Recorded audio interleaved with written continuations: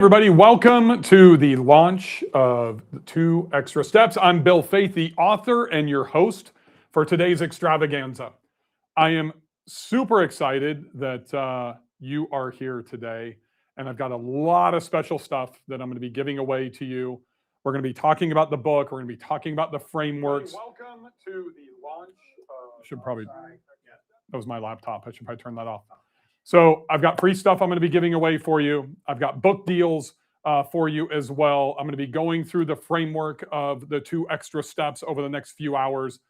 And most importantly, we're just going to hang out and hopefully you will get a ton of valuable information. So number one is, man, I would love to know that you are here and where you're from. I see Tim is here. Your host, Brittany's here. Luxury Stays. Jay Blars 92, West Downs. Just say hello and let me know what city you're in. We are broadcasting live right now on Instagram, Facebook, LinkedIn, and YouTube. And we are going to be here for the next few hours. Basically, about every 45 minutes to an hour, I'm going to be giving something away. And Chris, why don't we just start off by giving something away? How does that sound? All right, so I love over-delivering. That's the 2 extra steps. So the first thing that I'm going to give away is this right here. This is the 2 extra steps playbook. This is a breakdown of everything. Basically, this is how I read a book, just FYI. When I read a book, I will read it multiple times. I will take notes, and I'm going to break it down into a playbook. Because the last thing I'm going to do is I'm going to want to go through and find, oh, well, Bill said this on page 187 where he talks about calendar management in the 3-block system. And then I go, oh yeah, that's where the personal phone call that dropped churn 80%, right? So that's a prime 2 extra step thing right there, folks. So mark it when you get your book. It's on page 124, the personal phone call that will drop your churn rate, whether you're an HVAC owner, a plumber, you have a coffee shop, you're an Airbnb investor, whatever it is. That's really what we're trying to do, is extend lifetime value. The 2 extra steps is applicable in business. It's applicable in our personal life. I just have my wife with me out here talking about a couple of things on the VIP as we are wrapping that up. And we're going to dive in and uncover all of these things today. So grab a cup of coffee. Might be a little bit early for a beer or a glass of wine, depending on where you are. Maybe if you're in Europe or something like that. But if you want to get this now, you can scan the QR code right there in the top corner, or you can just go to 2extrasteps.com and you can download the free playbook. That's going to be the first thing. Hey, Nicole, how are you from Phoenix? Michael, how are you? Good to see you again. See, some of these people are coming over from the VIP. Cheryl, Zach, Sean, Andy, Chris in Detroit, Kansas City, Harrisburg, Virginia, MJ in Coastal Maine, Lee in Hilton Head. Man, thank you. It means the world to me that you guys are here. So whoever just scanned the QR code, thank you for scanning it. I know that might be a little creepy that we can see that and know that you just scanned the QR code, but we're also going to be talking about some of that technology. If you go to 2extrasteps.com right now, if you have like dual screens or whatever, don't leave the broadcast, but literally one of the ways that we can track that is how Chris has everything set up through a lot of AI. So we've dug deep into AI, and that's one of the things that I see as the 2 extra steps. You want to get an unfair advantage in your business right now, you better start implementing VI, especially those 3 of you that just scanned the QR code. That's a pretty cool feature that we have going right here. When you're at the 2extrasteps.com, if you're interested in diving into AI, I am basically giving all of my programs away at a massive discount for you to buy books. Right? So if you saw the Alex Hormozi launch, this is kind of my version of that. I know the books are going to be impactful for you. If you want 1 free year of my AI lab, where we are building agents and skills and all these things for you to be able to live the life like what I live. And what I mean by that is you can travel over 100 days a year. You can own 7 businesses, and you can be a real estate side hustle guy or gal and still have an amazing life to be able to live. So if you buy 50 books, you're going to get a full year of my AI lab. That is basically a 50% discount.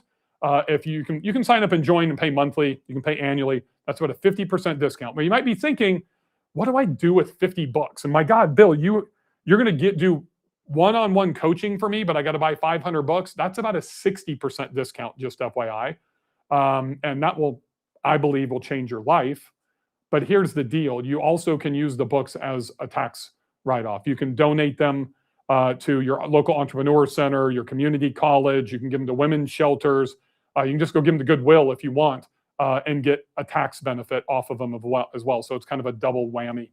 And you can see all of those packages that we have from 5 books up to 500 books at 2extrasteps.com or by scanning the QR code as well. I think the one that I like the most, honestly, is if you look at the 200 books, there's only 10 spots available, but that literally is spending a full day. That's just you, your business, your side hustle, your life with me and my team, a full day.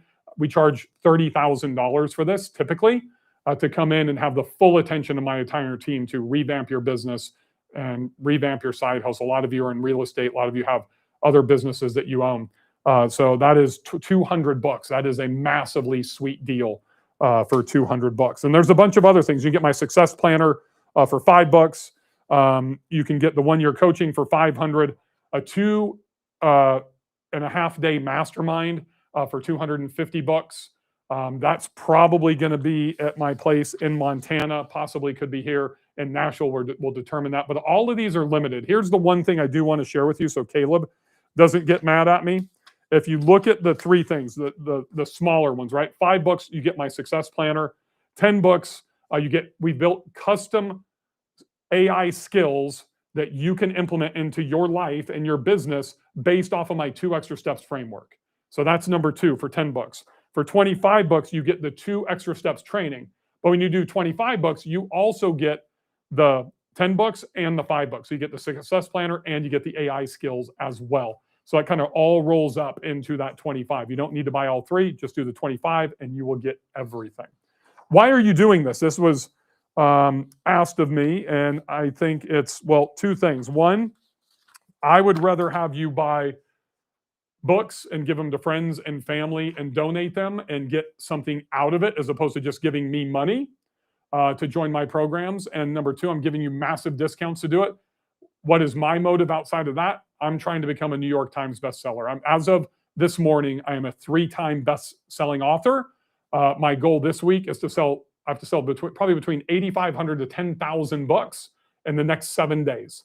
So we have already sold, I think, 4,000 prior to the launch today. So I need to do probably 4,000 to 6,000 books over the next 7 days. So those deals you see at 2extrasteps.com are only available for the next 7 days, because that's how I would make the New York Times bestseller. They will go away forever. Even if you're in my inner circle, you're in my mastermind and you want to renew, you're supposed to do this before Memorial Day. You need to email Chris, but you have to take advantage of that in the next 7 days. So books are available at Walmart, Barnes & Noble, Amazon, Books A Million, Target, anywhere online that you want to buy books, you can get 2 extra steps. I mean, and those are kind of the major ones that are there. The other thing here, if you have any questions, it doesn't matter if you're on LinkedIn, YouTube, Facebook, whatever, just pop a question into the comments and I'll be happy to answer all of your questions. The last thing is if you already pre-ordered your book, when you do get your book, I would highly recommend that you take a photo with it, either post it on your Instagram page, Facebook, in your Instagram stories, TikTok, whatever, with the hashtag 2 extra steps and tag me, Bill Faeth 73. You got to be following me, but tag me, Bill Faeth 73, and we are going to be tracking that, especially over the next 7 to 10 days. And you'll probably get a DM if you are selected, and we're going to ask you for your address, and then we're going to send you a gift. And that could be, my personal branded hat. It could be a hoodie. It could be an autographed book. It might be a lifetime membership to my mastermind. You won't know, but we're going to be surprising you. And that kind of leads me into what are the extra steps? So Yash in the VIP asked me what was the most beneficial 2 extra step that I've taken. And I told that story in the VIP. I'm going to give you my second one. And the second most important thing that I learned is the 2 extra steps. And I learned from a lady named Dee Patel at the Hermitage Hotel. here in Nashville. She was a client of mine. I was building my limousine company at that time, and she was the only the Hermitage Hotel was the only 5-star, 5-diamond hotel in all of Tennessee at that time. They had the only clay door concierge in Vicki Hudson. And I'll never forget, I'm standing at the desk, a desk like this that Vicki had, and it's in the middle of July. I'm in a 3-piece suit. I'm sweating like I just got out of a sauna. I'm 300 pounds, and literally walk up, and I'm talking to Vicki, and I meet Dee for the very first time, and I am nervous. So I start sweating even more. And we're chatting about training and policies. I've got their account, I've closed it, but we haven't started activation because I had to go through some training with them. And then I had to train my chauffeurs. And Dee's this just sweet, sweet lady. And she's probably, I don't know, 10, 15 years younger than me. And I am sweating bullets. And this nice young 20-something girl walks over, and she's got like one of those really nice steel old school trays with 2 glasses of water on it. She's like, "Mr. Faeth, welcome to the Hermitage Hotel. I've got some water for you. Would you like room temperature or ice?" I'm like, wow. I'll take some ice water. She probably sees sweat pouring off of my head. I take the water. I literally chug the whole thing. She's still standing there. I put it back on the tray, grab the other water, and then she leaves. So I got two for one. And as soon as she leaves, I looked at Dee. I'm like, how did she know my name? Dee's like, "Bill, that's called a +1. Every one of our staff members is required to +1 a guest and a fellow employee every day." I'm like, "What's a +1? She's all, "It is an unexpected gesture to make that person feel good. It's a surprise." And it just clicked. But I'm not an employee. She views you as part of the family. You're a vendor. You service our clients. You're just like them. Finished our conversation with Dee, and then basically I start talking to Vicki, who is the highest level concierge as a clay door concierge. And I'm like, "Vicki, do you do this?" She's like, "That's all I do all day long." That was probably 2007. So 21 years ago. And that has resonated with me every single day in my life. That's why I give things away. That's why right off the bat, the first thing I'm doing is I'm giving you my playbook that you can take with you. And that's a +1. That's something that's unexpected. And maybe that was expected, because did we tell them they were going to get that, Chris? I think everybody was going to get that, right? So then I'm going to give you another +1. This is the Cliff Notes version of the book. This is my legitimate cheat sheet for every chapter. You can see here, for chapter 1, I have the 5 most important bullet points here. It's how I learned the 2 extra steps from Tiger Woods and his father Earl, and the story that I told in the VIP, to the core insight. The greatness doesn't belong to the smartest or most talented. It belongs to the ones that think like others don't and do what others won't. Let me say that again. It belongs to the ones who think like others don't and do what others won't. That's the title of the book. That is literally the 2 extra steps, the unfair advantage that anyone can use. All you have to do is do what other people are unwilling to do. So Nashville has so many high-end hotels now. We've got a Virgin, we've got a Four Seasons, we got a Ritz-Carlton coming, we've got Lowe's. My God, it's unbelievable. The Moxie, all the hotels that we have.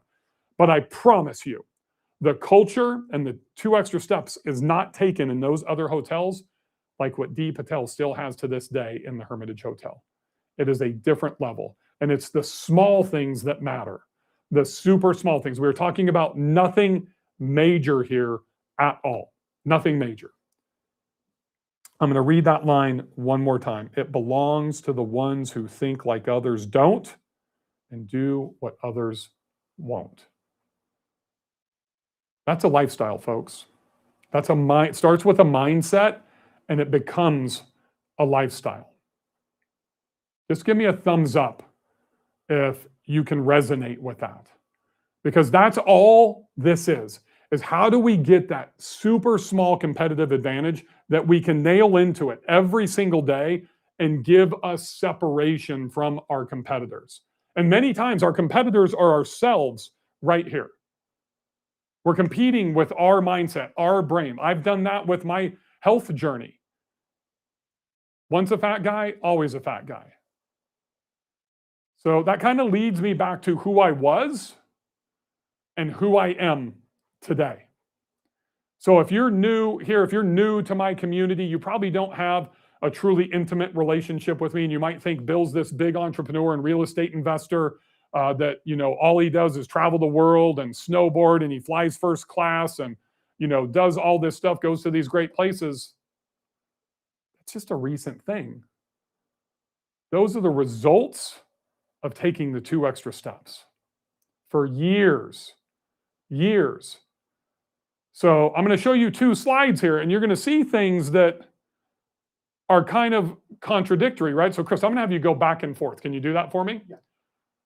Founded 43 startups with 39 exits. You know what I read when I read that? Man, I had 4 failures. I don't look at that as 43 startups. I think about that as I failed 4 times. And the reality is another 3 or 4 inside those 39 exits, a couple of them I basically gave away because they weren't valuable. So there's really probably 6 or 7 failures to my standard in there. I look at created glow-in-the-dark mini golf industry with over, really is 178 locations in a $32 million company. And people latch onto that and say, you created the whole industry? Yes. You had a $32 million company? Yes, that's amazing. And I think about, you know what, it doesn't exist today. Because we shut it down right at the start of COVID when malls shut down.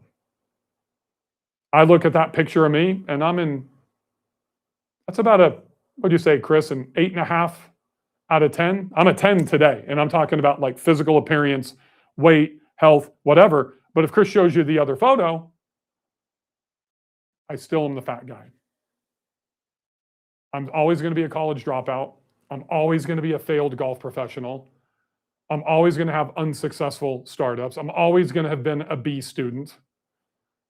Even though I'm in great shape today, literally 2 years, I could just slowly transition back into that fat guy.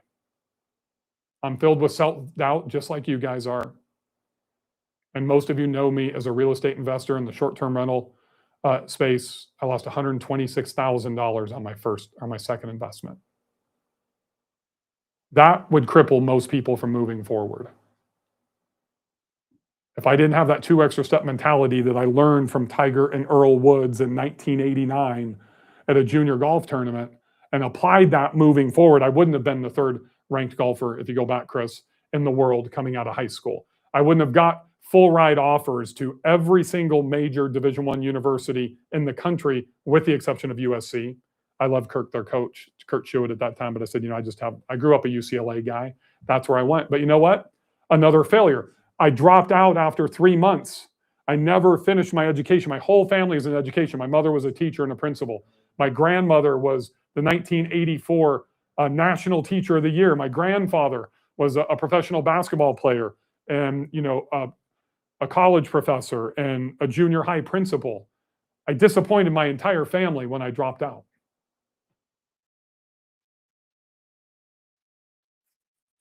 I will always be that person. Not this one you see here, but this one, the fat one, the failure. But I do know that if I take those 2 small extra steps every single time, that I can become the other guy. So that was the biggest transition in my life with the 2 extra steps. It's not really, the story's not about business. It's about 2 weeks prior to my 50th birthday, where literally I got fired by my doctor, Peter Swar. I was with him for 17 years. Our kids went to school together. And he diagnosed me as pre-diabetic. And I said, well, what do I do? Lose weight. And my response is, are you fucking kidding me? That's it? Lose fucking weight? Insulin, health, peptides, supplements. What else do I do? Lose weight. I'm like, fuck you. And I got a letter the next day from the practice because of my vulgar language and my attitude. I was fired. And it was probably the single best thing outside of meeting my wife that has ever happened to me in my life. because that led me onto the path to find Craig Wright, my concierge doctor that I met with this morning.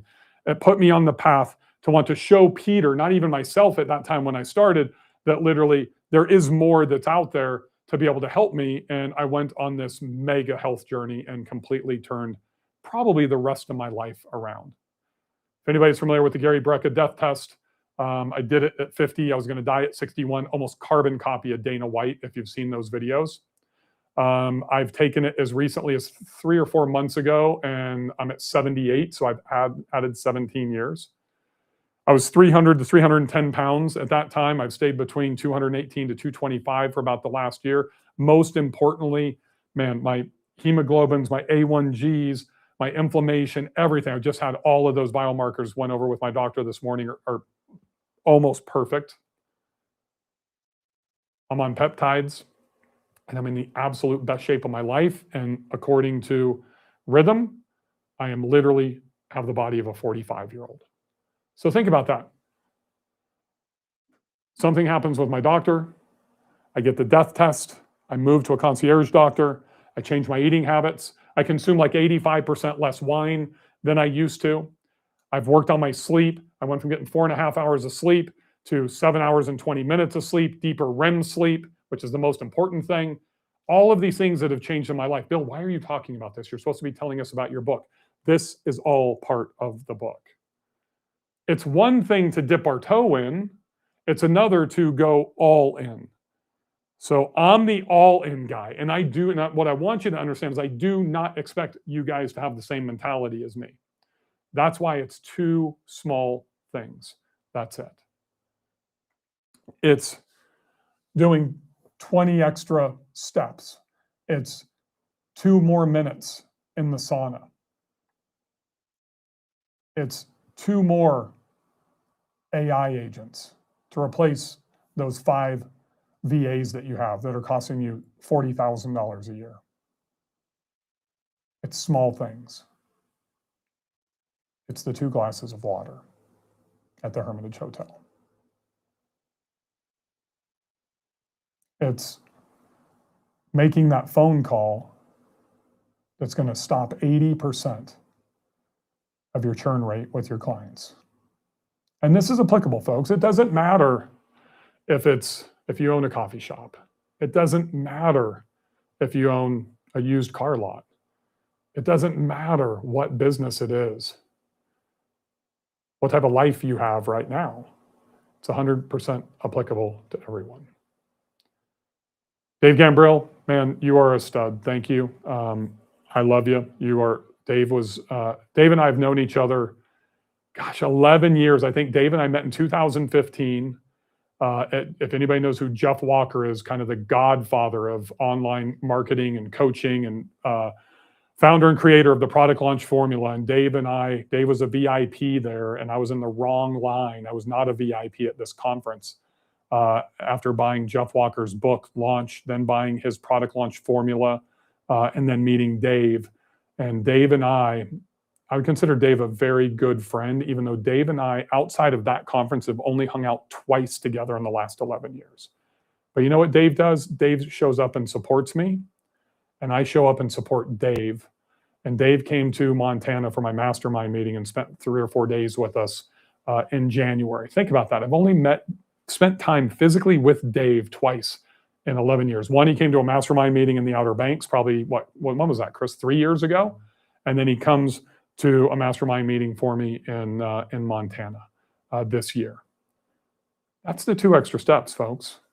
Dave Gambrill, you guys should follow him. He's probably one of the best AI guys and social media guys on the internet, and he has an amazing Facebook group. Chris, can you pull up his Facebook group and just pump a link in there for Dave? Dave deserves that because he's just an awesome human being. Eric Corson, STR Tech Talk, less wine. That's a bridge too far. I had to do it for my health, for many different reasons. And that's kind of what the whole framework of the 2 extra steps is for me. I haven't eliminated it completely, Eric. Like you saw, Eric's in my mastermind, and we're in, when we go to meetings and mastermind meetings, I will still drink some when I'm there. But honestly, my wife and I were probably drinking a bottle of wine, which is 2 glasses each, sometimes 2 bottles 2 or 3 or 4 times a week. And it just wasn't good for my sleep, not good for my health journey, all those types of things. So that's kind of the thing that I really want to make the point of here is these are tough decisions and a lot of people won't choose them. That's what makes them so special. It belongs to the ones who think like others don't and do what others won't. I'm going to say that quite a few times over the next couple of hours because that's all that this is. I have become successful in business because I find the small things that 99% of people are unwilling to do. They can do it. It's easy. They just aren't willing to commit themselves to do it for whatever reason. I'm going to give you an example. 3 years ago, I stood on stage at my STR Wealth Conference in Nashville. It was our second year in our small venue. We had 1,000 people in that room. And Caleb, can you toss me my phone? Or Chris, can you toss me my phone? Just toss it to me. I can catch it. And I stood up on stage. I held up my phone. And I just talked for 30 seconds. And I said, hey, Bob, my name's Bill. Thank you so much for booking Dragonfly in Gulf Shores. My name's Bill. Me and my wife, Bree, are going to be hosting for you. And I absolutely can't wait for you to get here. By the way, I'm going to be sending you a guidebook that has all the restaurants, the best place to rent boats, how to gain access to the beach, blah, blah, blah, blah, blah. 28-second video. Boom, literally on stage. It was a real booking. He booked. Before I went on stage, I shoot the video. I end up texting it to him. Here, Caleb, you can catch, right? I texted it. Oh, you almost dropped that. I texted it to him right on stage. It takes 28 fucking seconds to do it in front of 1,000 people. And I will guarantee you that out of those 1,000 people, probably less than 20 have ever done a welcome video. I go back to my limousine company. That's where we started doing essentially this. I learned how to sell from a gentleman named John Boyens, who was the VP of Com Data, and he did all of their sales training. He was a VP of sales.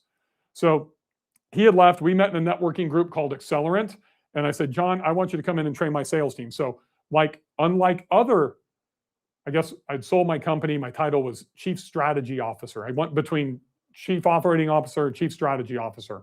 And literally, I sat in the training with them. And the biggest thing that I took away from John that he said people don't do, he didn't train them how to do that, is that they don't make the personal connection when they're salespeople with their prospects. So we did a couple of things. Number one, every one of my sales reps, when they had a meeting, they got a business card. Before they left the parking lot, they literally had to shoot the video and say, hey, Terry, hey, Chris, hey, Eric, it was so great to meet you. I look forward to following up in 2 days at our lunch on Thursday. And by the way, I'm going to bring you this, something of value proposition for whatever they're trying to sell them. The next level of that was we trained our chauffeurs to not stand in the airport at the bottom of the escalator with a crappy Sharpie written that says all red on it at the St. Louis airport or Salt Lake City airport with a frumpy, non-fitted suit. We actually gave them a vest. We gave them a tie. We made sure they looked pinpoint. But most importantly, our dispatch team would go in and spend 2 to 3 minutes before they would leave. They would get their paperwork. This was before electronic. They would get their paperwork. And on the front of their paperwork, they would have a photo of the guest. So they could recognize Tom, Dick, and Harry coming down the escalator. They'd be standing like this, standing tall. Hi, Tom. My name's Bill Faeth. Welcome to Nashville. I'm going to be your chauffeur today. Do you have luggage? No, I've got everything with me. Awesome. Can I carry your briefcase for you? And 99% of the time they say no. But now Tom feels like, wow, how did he recognize me? He feels like a celebrity. He feels important. He may be important. He may not. But most of the clients, even though we serve people like Billy Joel and Bill Gates and the Kardashians and all that type of stuff, most of them are everyday salespeople, travelers, small business owners, entrepreneurs. Even a guy at the time like Mark Emkes, who was a client, he was the president of Bridgestone North Americas. He wasn't a celebrity. Nobody recognized him inside of the airport. And I remember, because I met him through my country club, the first time that he arrived after we did his first trip, he flew to Portugal. He came back. He's coming down the escalator. He's greeted without a greet sign. And he's in the car. And him and I built a personal relationship. And he calls me and he says, Bill, do you do this for every client? And I said, of course not, Mark. We only do that for our most important clients. And he started laughing. He's like, you do this for all your clients. I said, for most of them, we can't, it's hard for people, if they don't have a LinkedIn profile or something like that, we can't 100% verify them. We don't do it, but we try to do it for as many as we can. So I became a golfing buddy with Mark. And one of my super skills is I turn clients into friends. So I played golf twice with Mark. He became a client. Then we became a golfing buddy. Hey, what are you guys eating back there? Are you going to share with me? No, I don't have time for a protein bar. And basically, he started implementing that same strategy for his sales teams within Bridgestone North America, because he understood the value of the 2 extra steps. And believe me, me and him had conversations about this. The 2 extra steps was not coined at that time, but it's interesting to me that as a small business entrepreneur that I use that. And then we have this guy that is literally the president of Bridgestone North America. I don't even know how big the company was back then. This is 2007, 2008. And he implements that with his own team because he knew he could get a competitive advantage. Firestone probably wasn't doing that. Who was his biggest competitor at the time? I hope this is resonating with you because this is so applicable. It is truly the unfair advantage. And if you own a business, you know that you have to continue to sell. And that's something that becomes super important. So we are 35 minutes in so far. I've given you the playbook, which was expected. I've given you literally the Cliff Notes. This is literally my 2 extra steps chapter quick reference. Chris will send this to you. It'll be cleaned up. It'll say the Cliff Notes version. It'll kind of look like a Cliff Notes book, all that type of stuff. But what's the next thing? What are we giving away, Chris? AI Labs. So how many are we giving away? As many as you want. A year. We're giving away a year of AI Lab. So that is a $2,000 giveaway. That was, is it? Oh, it's like $2,500. It's actually more than that. It's like it's like a $3,400 giveaway for the AI Lab. Does anybody want access to my AI Lab? Just give me a thumbs up in the comments. So if you don't know what my AI Lab is, how many agents do we have in there right now? Or how many skills do we have in there, Chris?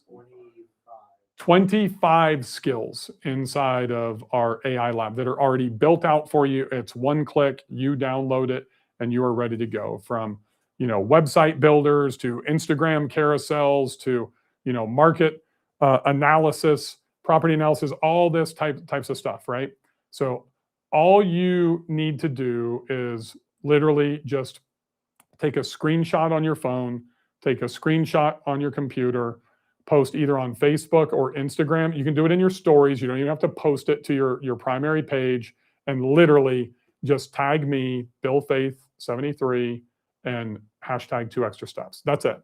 And I'm going to give 3 of them away before the end of the broadcast. That's 3, right? So that's over $10,000 at like $3,400. I mean, the AI Lab, what is it? $285 a month, right?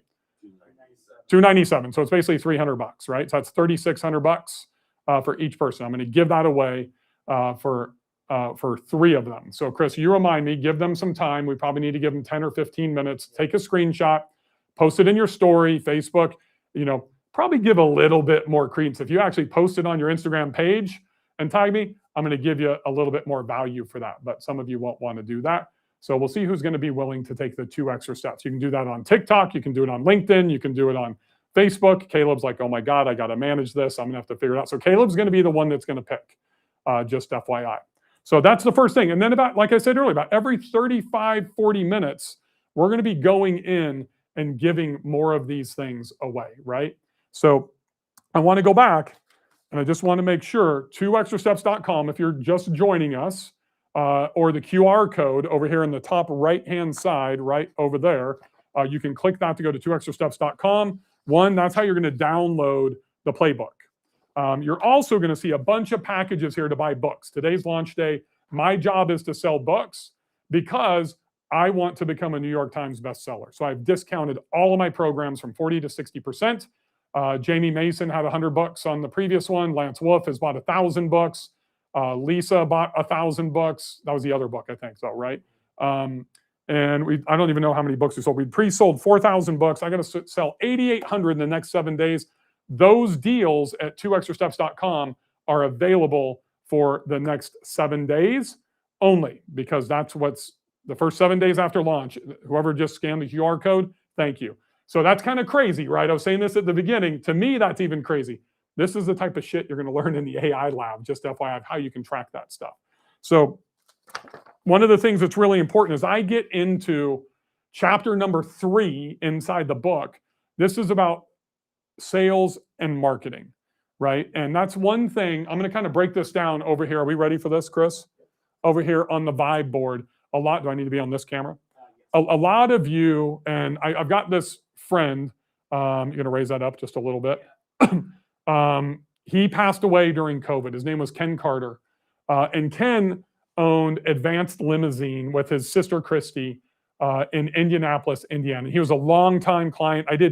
How many boot camps do we do in the limousine industry, Chris? Like 21, 22 boot camps? He was at every one. When I had my Lab Live conferences, he was at every one. Every time that I spoke, and like when I would be in Vegas speaking over 3 days, I do like 6 or 7 sessions for them. He was sitting in every one. We became really good friends. And I remember a time we were at this LCT Leadership Summit, only like 100 people, South Beach down by Miami, Ritz-Carlton before they shut it down and remodeled it. Probably the worst Ritz-Carlton in their portfolio at that time, but still a cool place to be. And we're sitting on his balcony and we're talking about his business. And I knew his business extremely intimately. He had about that time, maybe a $2.2, $2.3 million company. And he said, lead pages, Facebook ads, which was totally new to him. This was probably like 2012, 2013. He's like, man, I didn't sign up for all this sales and marketing stuff when I started this company. And I looked at him funny. I'm like, what do you mean? He's all, I don't want to be a sales and a marketing guy. So what the fuck do you think entrepreneurship is? You have to be able to sell and to market to compete in any business. Airbnb, restaurant, online book sales. And what I mean is like all those people that are trying to sell those ebooks and digital products that everybody says you can spin up with Claude and sell millions of them. Everything's about sales and marketing. Owning a hotel, plumbing company. He who sells and markets the best wins. So I don't want to piss off any of the Android users out there, but who sells better? Who markets better? Apple or Google with Android? Android or iPhone? Chris and Caleb and I just kind of saw really something that was super interesting as a use case when we were driving from New Jersey into the city the other night. What was it, Chris? Oh, Apple Safari billboard. I saw like 15 of them. Yeah. We're going from Jersey into the city through the Lincoln Tunnel, and there's 3 billboards, static billboards, and they're all Safari. Basically the same billboard with just 3 different sayings on it. Those billboards are probably $20,000 to $30,000 a month each. So Apple's spending $1 million there. Then we get in, we go Lincoln Tunnel, past the Javits Center, turn right, I think onto Avenue of Americas or whatever, and I see a massive billboard there, and it's basically the same exact thing. Here's the interesting thing. Safari is free. There is no paid product with Safari, correct? Mm-hmm. They're not selling an app. They're not selling you to get into iTunes. They're not selling iPads. Why would they be doing that? The one thing that was consistent, I think I saw 5 or 6 total billboards. What was consistent, guys? There was one word: privacy. That was it. They're trying to earn the trust of the customer because that's the only thing that matters. So if we look at sales, and I draw a line right down the middle, and I put an N over here, and I put a 2x over here, that's normal. This is 2 extra steps over here.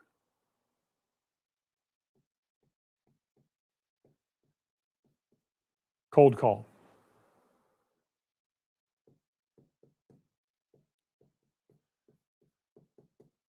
email follow-up.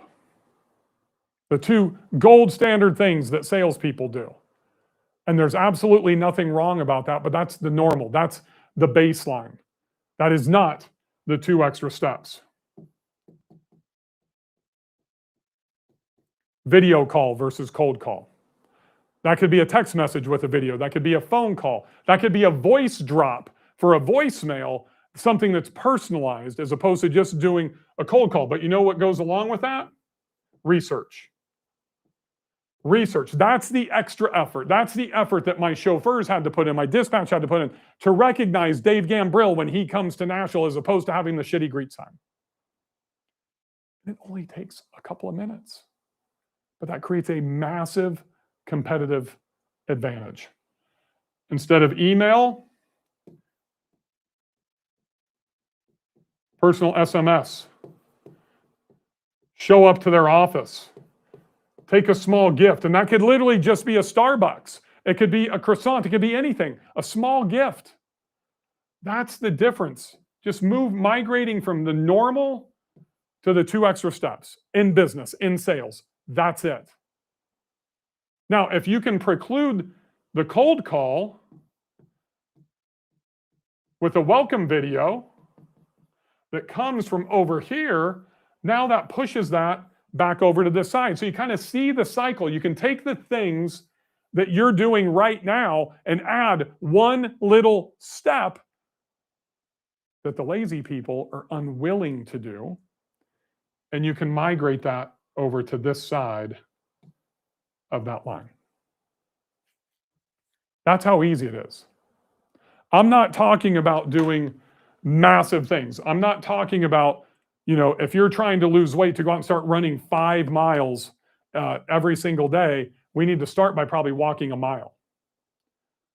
But then add on an extra quarter mile the next day or 2 days down the road. And then the following week, add on another quarter mile. And you know what happens if you add a mile just once a week? You go from doing 1 mile in week 1. Within like 4 months, you're doing 5 miles. Then you pick up the pace by 20 seconds a mile. Just 20 seconds. Now you've gained a minute in 3 weeks. It's super small things that make the difference. That's the core of really what the 2 extra steps is about. So the other interesting thing here is if we're talking about sales, when we have a prospect, what does a typical sales guy know about you when they call you?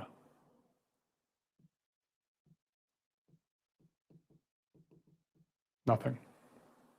All they're trying to do is literally sell you their product. You think about it, when the people are going to start coming and walking around your house, in probably August or September to sell you for Christmas lights install. They don't know anything about you. They don't know if you've done it before. They don't know shit. They're just trying to sell you their product. Same with the landscaping guys, same with the tree services, same with the roofing companies that are calling to you all the time. But if you literally, instead of just going in and trying to sell, you divert that, you listen, and you ask questions. You change the entire narrative. Here's the funny part. All you need to do with these questions is ask 2. Hence, the 2 extra steps. Just 2 questions. That's it.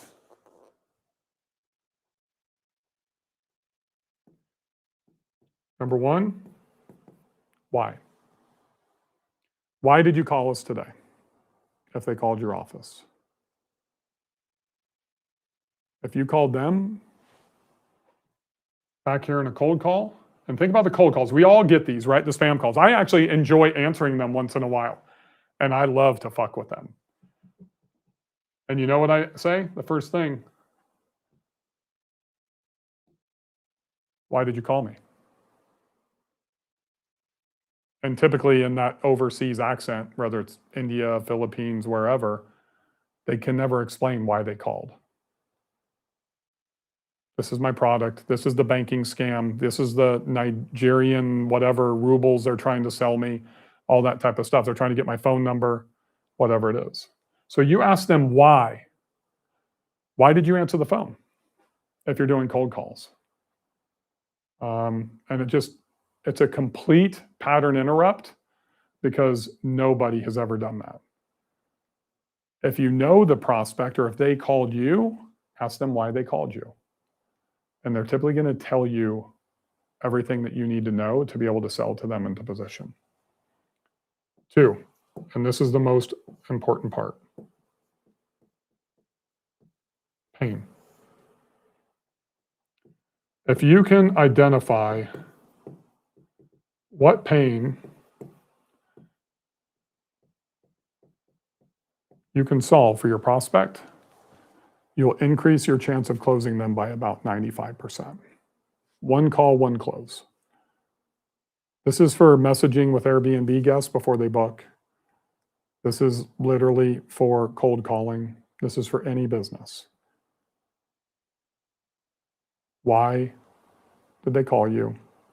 What pain can I solve for you? So think about that. A lot of you are in the real estate investing space, if you follow me, and you think about when you have an interaction with a guest, you just start telling them, oh, hey, what's so great about your property? They ask you, oh, look at all my amenities, look at my hot tub, look at my sauna, look at all that type of stuff. As opposed to asking them and investing in them why they're coming. What do they want to get out of their vacation? What's important to them? That just takes a little bit of patience and a little bit of extra research to be able to implement that and win. That's on the sales side. That all starts, you guys hear me talk about buyer personas, the fictitious representation of your ideal buyer. I break all of that down in chapter 3 of the book. And it's literally some of the most important things that I have ever learned in a combination from a guy like Jeff Walker, where Dave and I met to follow him, John Boyens, one of my many sales trainers, and probably most importantly with that buyer persona side from HubSpot. Spending almost a decade going back and forth to Cambridge, once a month, once every 2 months, and living that whole orange life, right? And that's where you look at when I talk about like in the rental business, I only go after one buyer persona. And that's Wealthy Wendy. But yet I know where she lives. I know how much money they make. I know how many kids they have. I know what she drives. I know what her interests are in theory. I know all of those things in theory because I've done the research. And when I know all of those things, because I've taken the 2 extra steps to do the time and the research and formulate everything, then I can go in and I can package those together to give her a truly unique value proposition. That's what's happening in chapter number 3 of the book. Chapter number 4 becomes really important because hopefully now when you have the confidence that you've done all of that research and you're in business building mode, to where now saturation does not scare you. Because you've implemented these couple of things from chapter 3, and just like the 2 extra steps compounds for you to be able to achieve and surpass your wildest dreams and your goals, that's what happens just going from chapter 3 to chapter 4. Because most of you, if you're looking to open a coffee shop, and man, I'm going to do this in downtown St. Louis as opposed to St. Charles, and I go to downtown St. Louis and I see, oh, there's a coffee shop on that corner. I'm driving, oh, there's one over there. Oh, there's a Starbucks. There's a local coffee shop. I can't compete. It's saturated. Well, I look at that completely differently. There's enough business to be able to support those. If I can come in and do it better, I can win. If I do the research and I see, oh my gosh, there's a bunch of wealthy Wendy's that live here. The average home value is $1.2 million, but 4 of those 5 coffee shops are selling based on dollars. They're trying to be the cheapest. It's a race to the bottom. And I can go in and bring in the best fucking Colombian, Ecuadorian, whatever. I don't drink coffee, coffee beans, and roast it and create an atmosphere that they enjoy more. Then I can charge more and have a premium. And that's kind of how I've lived the second half chapter of my life. It really started with the limousine company. It ended with Glow Golf. Glow Golf was the Toyota of that industry. We sold our technology to Top Golf, the outdoor driving range game that we had prior to Top Golf, when they had one location in London in like 2002 or 2003, before they even came to the US. I shouldn't say we, that was really my partner. I didn't own any of that technology. And that was all built off the back of his tech. And Glow Golf, so Top Golf is the Louis Vuitton of driving range golf experiences. And now that's kind of manifested. You've got Pop Stroke and all those types of things that Tiger Woods is doing. But really, when we migrated into the indoors and started the Glow Golf business in shopping malls, we were the Hyundai, we were the Toyota. And then we had competitors come in, Putting Edge and Monster Golf and all that type of stuff, that were trying to do it bigger and better than us. But what they didn't realize is we weren't going into shopping malls that had Gucci and Louis Vuitton and all those malls. We were going after a very specific buyer persona. It just wasn't wealthy Wendy. Our number one location, that's why I live in Nashville today, was in the Opry Mills Mall. And literally it was Redneck Renee that was driving in from the outskirts of Kentucky, that was coming in from rural Tennessee, because most locals weren't going to Opry Mills, yet it did 12 million people through that mall again. So all of these things connect, these connectors apply, but it's not wealthy Wendy. We've got to move wealthy Wendy down to Redneck Renee. Even though all of these still apply, but instead of 1.2 million, back then it's probably a $200,000 house in 2003 when we moved here. She's not driving a Mercedes or a Jaguar or a Land Rover like wealthy Wendy. She's driving that Corolla, or she's driving the Dodge truck that's 10 years old. And there's nothing wrong with that, but you got to know the buyer persona, that fictitious representation of your ideal customer. Then that adjusted our pricing for us. We were priced too high in this big Mills Mall. We lowered it. We went to volume. And most importantly, you know what Redneck Renee didn't want to do? She didn't want her redneck children, jumping on her and hounding her while she was literally shopping in all the redneck stores in Opry Mills.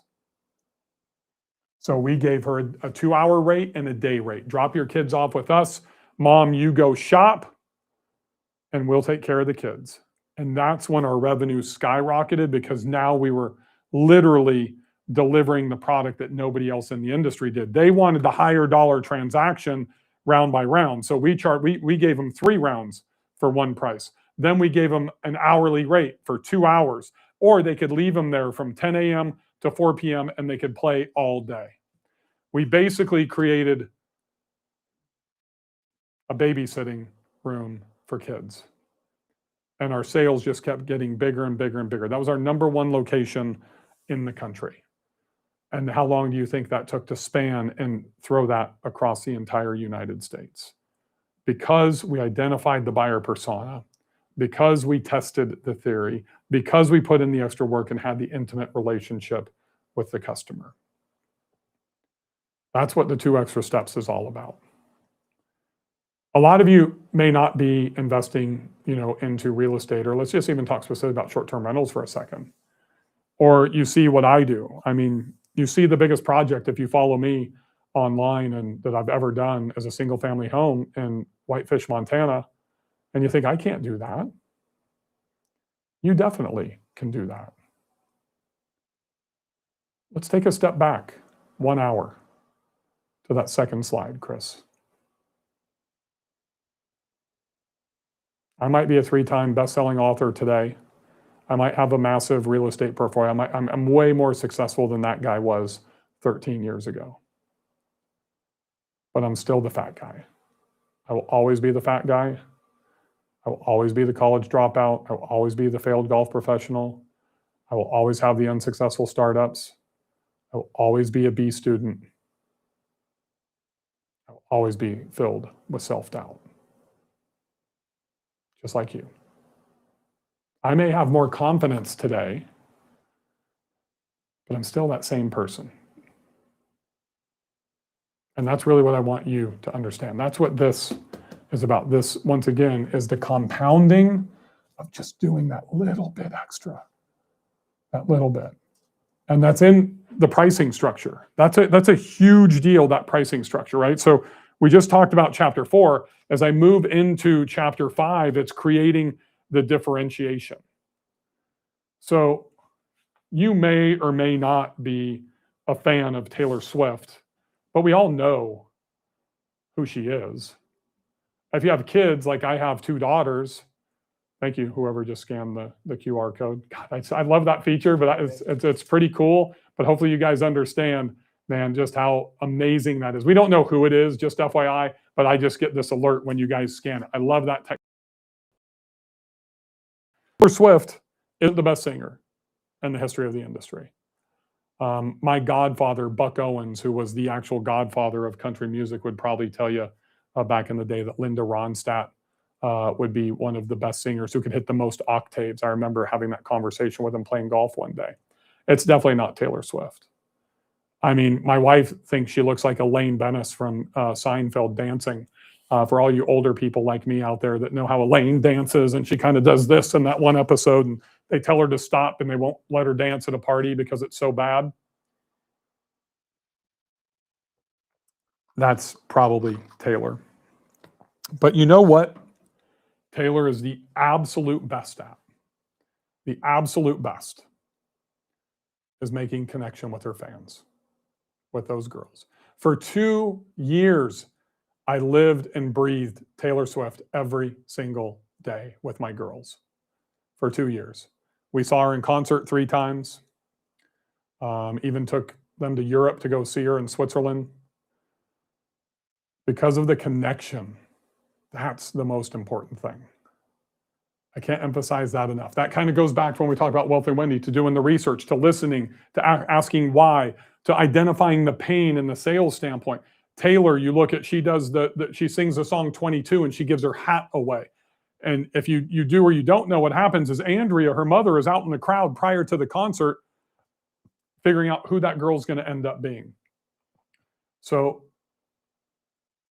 how do you think that connection happens with mom when Andrea, Taylor's mom, comes up and picks that little 10 or 12-year-old girl? And then what's the connection when Taylor is crouched down at the end of the stage, takes off her hat, puts it on her, and gives her an amazing hug? That's something that girl will remember for the rest of her life. I don't know how many concerts there were on the Eras Tour over 2 years. I'm going to guess 40, 50, or 60. That's a very limited number of people when she did like 2.4 million fans through there.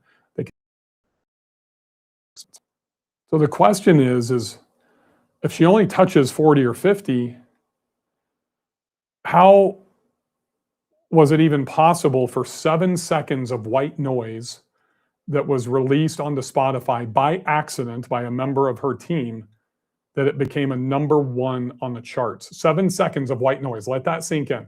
It was only on Spotify for like 6 or 7 hours, and the Swifties pushed that to #1. No song, no lyrics. It was an accident. It just literally went #1 because of the connection that she makes with her fans. So I want to let that sink in for a second, and I want you to let that marinate. How strong of a connection are you making with your prospects and your customers? That, I would say, is my #1 skill set.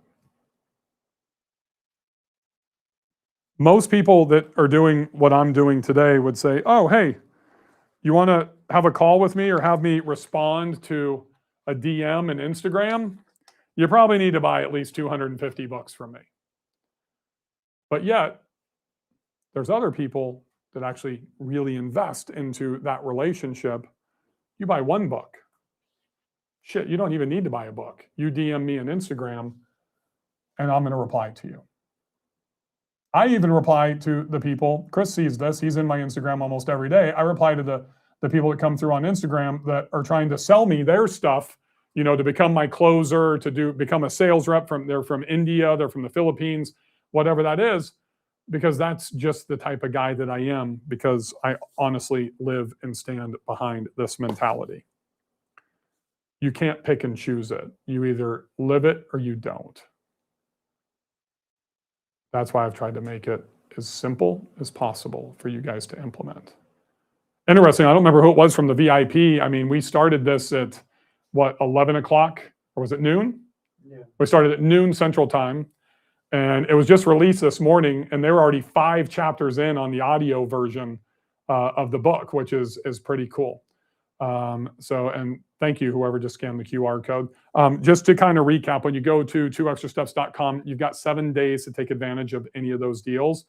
Those will expire on June 16th. So 7 days to go to 2extrasteps.com, take advantage of the deals. We've got 5 book deals. We've got up to 500 book deals. They're all a tax write-off. You can go and donate them to get the tax write-off. You don't have to keep all of them. But everything from mastermind groups to getting my success planner to my Cliff Notes, to the book, to the AI skills, all the way up to getting coached by me personally, one-on-one for the next 12 months. If you're watching this on the live broadcast on LinkedIn, Facebook, YouTube, Instagram, all you have to do is scan the QR code right there, or you can go to 2extrasteps.com to download the free playbook and also take a look at all the deals that are going on. If you just want to go off on your own and buy a book, the books are being sold everywhere. This isn't like what we typically see. I didn't self-publish this. Thank you to Matt at Matt Holt Books, my publisher. Thank you to Simon & Schuster. They're the largest book distribution company in the world. They got behind me on this. I'm humbled by that, believe me. The books are available at Walmart, Target, Books A Million, Barnes & Noble, Amazon, anywhere that you can buy books. Just, you know, go to walmart.com, you know, go to barnesandnoble.com, Books A Million, Amazon, whatever. And buy the books. If you do buy books at 2extrasteps.com, you have to follow the exact steps for that purchase. You will see that when you click on the link on what you need to do with your receipts and everything to be able to claim, you know, the things that we are giving away. Chris, why don't we do the second giveaway at this point? And let's see, what's the next thing? All right, so we're going to do, what's that? We just did that. Now it's the one-on-one coaching calls, right? All right, so now we're at the top of the hour, and I'm kind of speeding this up a little bit because we're supposed to go till 4 o'clock, and I don't know that I can stand here I'm not Alex Hermosi. I can't do this for like 12 hours in 2 days. And we've already had a lot of you that have taken advantage and have been posting on Instagram, have been tagging, that type of stuff. I really appreciate that. It means the absolute world to me. If you're thinking about buying 2 books, it would mean the world if you bought 5 and gave them away to friends. And I'm not saying that I make like 11 cents a book. I don't really care about that, but you would be supporting me and my quest to become a New York Times bestseller. That may seem like a vanity thing. It's not. It's that way I can invest more money into my speaking engagements and me keep my pricing down and to be able to get the message out to more people and to help more people. I would love to be able to do that. But we're going to give away a couple of one-on-one coaching calls. This is basically going to be a coaching call, regardless of what business you're in. I promise you, I can help you. I have been in 39 different verticals, from drop shipping, swimwear that I imported from Brazil before drop shipping was a thing. I was doing this in 1992, 1993 with Bell Aqua bikinis and swimwear. I was playing the South American PGA Tour down there. Stayed with a family, lived about 30 minutes outside of Sao Paulo, Brazil. 3 generations living in a hut.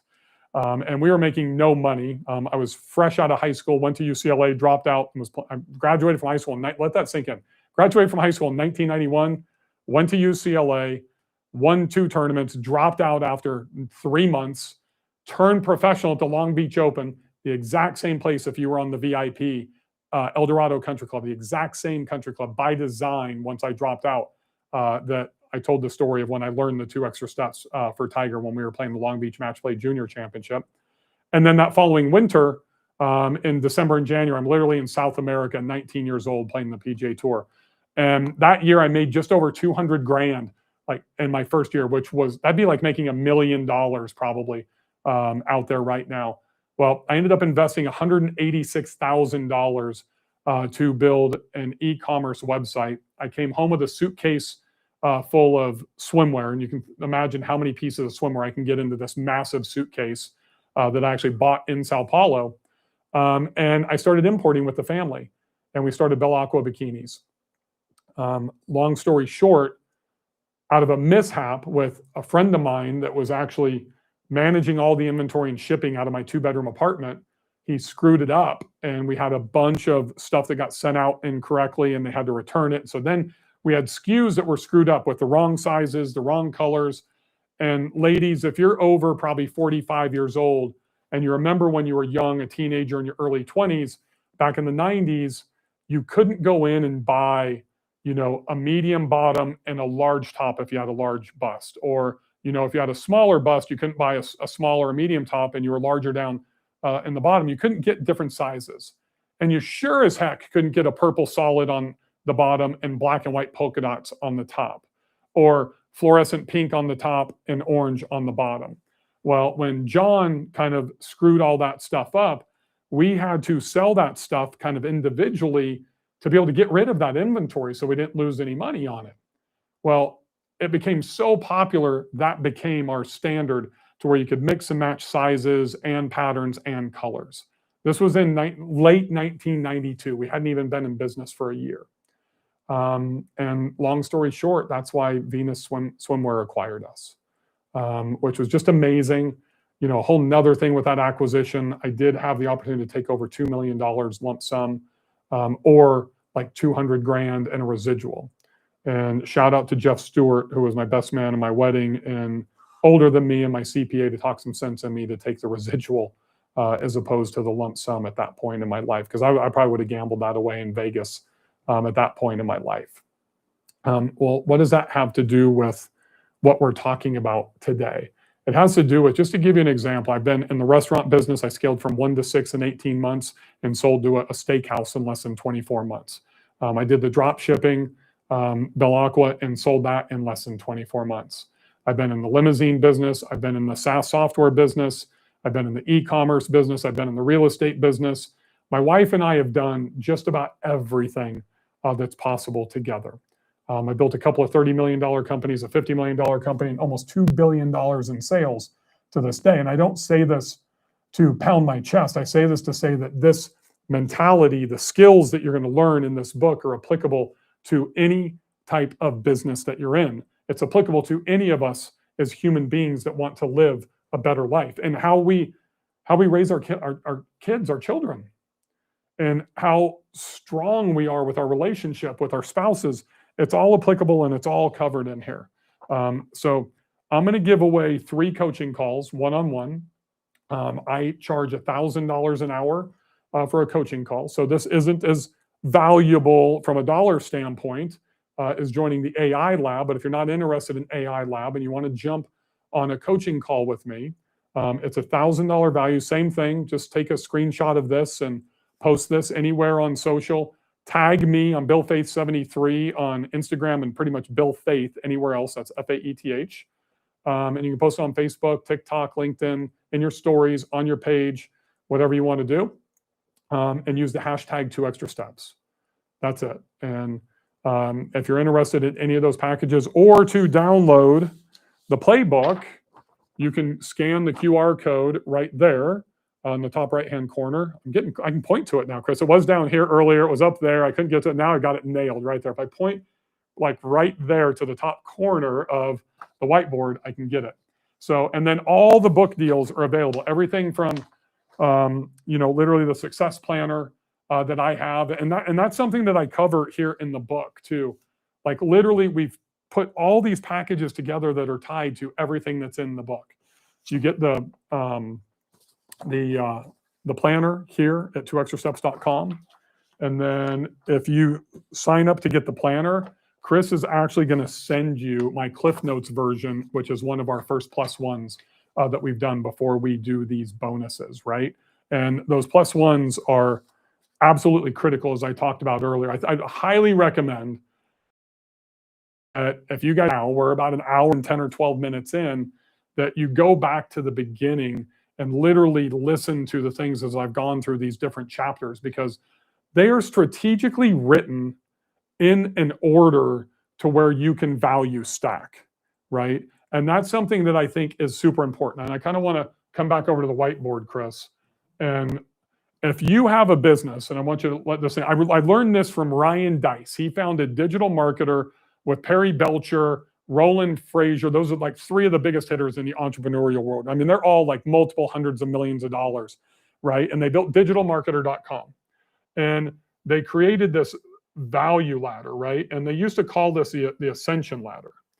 And you think about this, if you think about your business, just these are like steps going up, you know, some steps in a house or whatever it is. I'm not very good at illustrating, but you have to have at least 4 levels in your business of price point and value proposition if you want to have a long-term sustainable business, right? So we think about McDonald's. McDonald's has a play area. You can go in and play for free, right? And you don't have to pay. You can take your kids and go play. If they still have some play areas, I guess, right? We've got Brentwood's got one. Probably half the McDonald's have them, right? So that's going to be your free product here. And then what happens when the kids go to the play area? They're pretty smart. Mommy, I want a Happy Meal. So then you've got your Happy Meal right here. And back in the day when my mom, it was a treat for my mother to take me to have a Happy Meal back in the day. I don't even know. 40 years ago, what did a Happy Meal cost? Probably $2.99, you know, at that point. So if I get the Happy Meal, what's my mom getting? Well, her deal was a quarter pounder. So she would get a quarter pounder. And if that Happy Meal is $2.99, most likely that was like $4.99 back in the day for the combo, right? So she gets fries, she gets a Coke. Well, I go out and play a little bit more. I grew up in Bakersfield, California, the armpit of literally California, in the bottom of the Central Valley. If anybody looks, Caleb, look up on weather.com. Tell me what's the temperature in Bakersfield, California today. I'm going to guess it's between 95 to 101 there today. I think it's like a high of 79 here in Nashville. It's pretty nice, a little balmy. What's the temperature? What is it? Here in Bakersfield? Oh, so I'm way fucking off. It's not even hot there yet. You sure you're not looking at Brentwood? 79 in Bakersfield in June. That is like a cold wave going through there. It should be 100 there already. So anyways, if it's 100 and I'm down playing at the free playground and then I get a Happy Meal and then I go back out and I play again, what do I want? I need an ice cream. So basically free, then this becomes your entry-level product. This is your primary product to the adults, and then you have an upsell. And Ryan Dice has proven that if you don't have this sales ladder, which is really what this is called, you don't really have a sustainable business. So let this sink in. We come for free. She spends $3, $5. I don't know what an ice cream is. Let's just call it $1. Back in the day, this isn't like 2026 prices. We're talking like 1985 here, right? So $3 plus $5 is $8. So that total is $9. It started for free.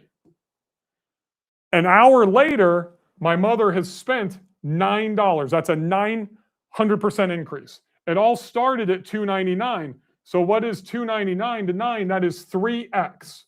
If you can't get that 3x out of your business, you do not have a sales ladder.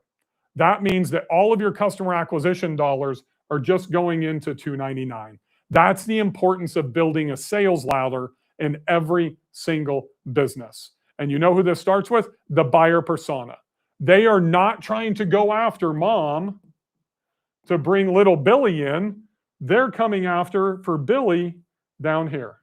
That's the buyer persona. You remember up here, Wealthy Wendy, Redneck Renee. Most of you think that it's mom. It's not. Billy is the way to get in mom's wallet. And mom will spend more money on Billy than she will. If you're just targeting mom, you're going to make $4.99 off the quarter pounder. If you're targeting Billy, you're going to get it to $9. That's literally a 45% increase in value. And Billy, mom is going to come back with Billy because Billy's going to want to go back and do that same thing every single week. That was tied to reward for me based on athletic and educational achievement. If I got good grades, if I got my homework done, if I got a good grade on a test, if I did well in baseball or soccer or basketball or anything that I was playing, the reward was to get to go to McDonald's. That stimulation meant I wanted it more and more and more. And that's what drove me to take the 2 extra steps to become a 93% free throw shooter because I would do nothing besides shoot free throws in my front yard. I'm the only 6'6" guy like Woody Harrelson that couldn't dunk because white men can't jump. Woody Harrelson, I think, is like 6'1". I literally was 6'6" and I could not dunk. Caleb, have you ever dunked? No. No, well, Caleb's how are you, 4 or 5? 6'4". 6'4", and he can't dunk either. So we're not playing basketball in this room. Dave Gambrell said it perfectly. Pull that up, Chris. Amateurs focus on the front end. Professionals focus on the back end, right? So I am always very oddly transparent. You know, if you come in and you convert on anything on 2 extra steps, you will be sold something else down the road. So giving stuff away for free is how you get somebody into your community. Then you over deliver for them. You give them some bonuses. You do some +1s to migrate them up in your business. And what's interesting is the loyalty that is missed by your typical service business. It would be so easy for them to create value for us, but you never see it with electricians or plumbers or, you know, any handyman, any of those types of people that we're using. It's unbelievable. And it's so easy. If you have a friend that owns a service business, please get him a copy of my book. If you buy a friend that owns a service business, if they are literally, and I'm talking any service, you buy a book for them, they're in the coffee shop and they don't do this stuff. You know, I mean, this is Chris. Chris, you got a microphone? Can you come over here? Grab that DJI mic. Come over here, I'm going to make this really hard on Chris. And so Chris is also a fat guy. I'm a fat guy. Chris has been skinny. He's been fat. You're going to the board so I can pick a I'm camera? going to the board. Okay. So I'm going to give you an There example. we go. Coffee shop, right? So if you try to target Bill and the coffee shop with something free, and then let's say $4, $6, and a $2 upsell, trying to get me to spend $12, you're going to get that out of me because I don't drink coffee and I've never drank coffee. So Chris, I want you to go back to 2018. Yep. Right? Chris comes to work for me in 2018. Chris is about 385 pounds. Oh, That's it's definitely more than that. okay. man. Chris was about 450 pounds at that time. Chris, Yep. what's your Starbucks sales ladder that you would walk in with every single day Okay, at Starbucks? I got the croissant, which I can't spell, so that's Okay, that's croissant. there. That could be pastry. Yeah, it was like $3, Yep. which then gets you up to the Frappuccino. I think it was like a double grande frappuccino. Oh, you better believe it. Which with everything extra is probably closer to $6. 8 years ago. By the time you That get was to that 8 like years- oh yeah, $9 now it's today? like $9, $10. But you'd have today. like 3 or 4 things in your hand. You'd have like 2 fucking croissants. Yeah, I get double, I get triple down here at the bottom stuff. Okay, I'm so trying all you're kinds of getting down 3? there. Different things, yeah, different Yeah, pastries, so different that's like things. so right $9 right there, right? So you got, God, his handwriting's worse. It's way worse than yours, I Okay, know. so this is $9, and then what is that frappuccino? Frappuccino for $6. Okay, so that's $6. Anything else? No, that's usually Okay, what it would but be. there is something else. Because if I divide this right here, that's morning, and you're fucking going back in the We afternoon. gotta go for afternoon. How walk. many times would you go for a walk, and how many times would you go back in the afternoon? Be honest. At least once. Every day, or like Yeah, 2 or 3 days? mo- Every most day. days, yeah. So every day. So they have him here, just so you guys know, that's $9. They have him here at $6 because that's croissant, that's bear claws, it's all that type of stuff. 3 times, that's 3x, and they're getting this 2 times daily.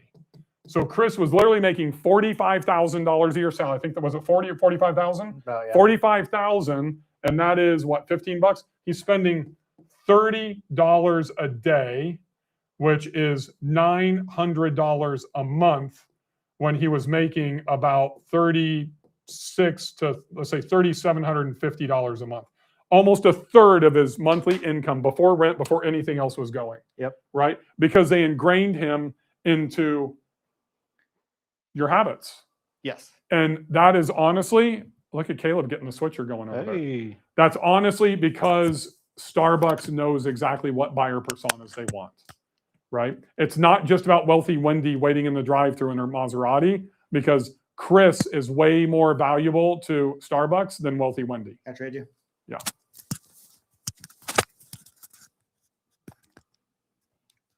Little technical thing here. Ice cream machine is broken. Oh, gotcha. That's funny. Dora, man, I mean, you know it should be 100 there right now. I mean, I can't tell you how many days you're going to get in the 70s in June in Bakersfield, California. That's for sure. Terry, thank you. Yeah, Terry says, somebody get Bill a stool. I told you I needed a chair. I am getting a little bit tired. How long have we been on here? Almost an hour and a half, so about 2.5 hours so far. Didn't Hermosi go like 12 hours? That is insane. Well, he's also in better shape than I am, you know, the whole gym thing. So what happens here, and kind of the next step is we move into, what are we on, chapter 6. It comes into premium pricing. So those of you that know me in the STR space know super properties. It doesn't matter if I own a 1-bedroom condo or if I own, you know, a monstrosity of a property. Every single thing is going to be premium pricing, because I'm always going after a wealthy Wendy, right? So that means that I believe that I get more money per square foot than probably anybody else in the industry. And it's really the same thing as Starbucks, right? So, Chris, what does that $6 Frappuccino cost today? Is it still $6? Oh, no, $9. So they've been able, in 8 years, they've been able to increase their pricing by basically 50%, right? So you think about who Starbucks is going after. And if you want to be able to charge premium pricing, the number one thing that you have to do is nail your buyer. I want you to understand that you have to nail your buyer. If you can't nail your buyer, the right one, and this is kind of like a Venn diagram, right? So if I draw a Venn diagram with the 3 circles, this is where we have to live to nail our buyer. You can have 1, 2, or 3, but it's everything that kind of convolutes in the middle to where they have their crossover that we want to live, from our pricing standpoint, from our positioning, from our sales, from our marketing. And once again, it does not matter what business we're in. And that's where I come in and I nail it, like in the short-term rental space right now. And so I'm nailing my buyer. And every time I own 1-bedroom condos, I've got 3 2-bedroom condos. I've got a 10-bedroom house with a wedding venue. I've got beach properties. I've got mountain properties. I've got them everywhere. But I get the premium pricing because I'm doing everything from the investment to the market to the positioning to the decor, what I do in the kitchens, the copywriting, the photos, the staging, everything to wealthy Wendy. So if wealthy Wendy is my buyer,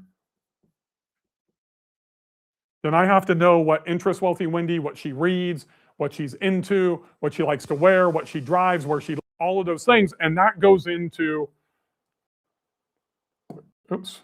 building out the buyer persona.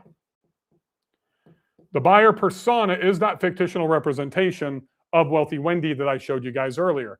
So premium pricing will only be purchased by wealthy Wendy if she's the right type of buyer. That's the next thing that we need to understand. Because if wealthy Wendy is a value-based buyer, then she is 100% yes for premium pricing. That means that she doesn't want the $1,200 Michael Kors handbag. She's willing to pay for the $4,000 Louis Vuitton handbag because she sees value in it. That's one. Wealthy Wendy could also be trying to buy status. She could be a status buyer. And that is also a yes. Because buying for status, that Louis Vuitton is value-based, but it's also status-based. The third one here is going to be emotional. That is also a yes for wealthy Wendy. The emotional is probably not going to be a yes for Redneck Renee that we talked about previously. So emotional, yes, I'm walking through the mall, I've had a bad day, I deserve this, this will make me feel better, whatever it is, that's emotional. And then she'll walk in and buy that bag because she can afford it. Over here, the price sensitive is an absolute no. It doesn't matter if you discount, it doesn't matter whatever it is, you actually are not going to get the opportunity to sell. That is a big X to the price sensitive, because they're going to immediately see your pricing is way too high. They're going to see that your property, your coffee shop, the pricing's high. They're going to see what it looks like in like an Airbnb, that it's got all the stuff, it's got great pictures, it just looks expensive. Louis Vuitton, they won't even walk into the shop. They are the Target buyer that goes, or the Walmart rollback buyer that goes and looks to buy everything that's on sale, right? Because that's just the mentality. The last one is going to be ego-based, which is very close to the emotional-based buyer, right? And the ego-based, that's the hardest one. That's a yes and a no. And so because it's combined with both, I scratch that one out. So if I'm going for Wealthy Wendy, I am only looking at these three. I want value, I want status, and I want emotional.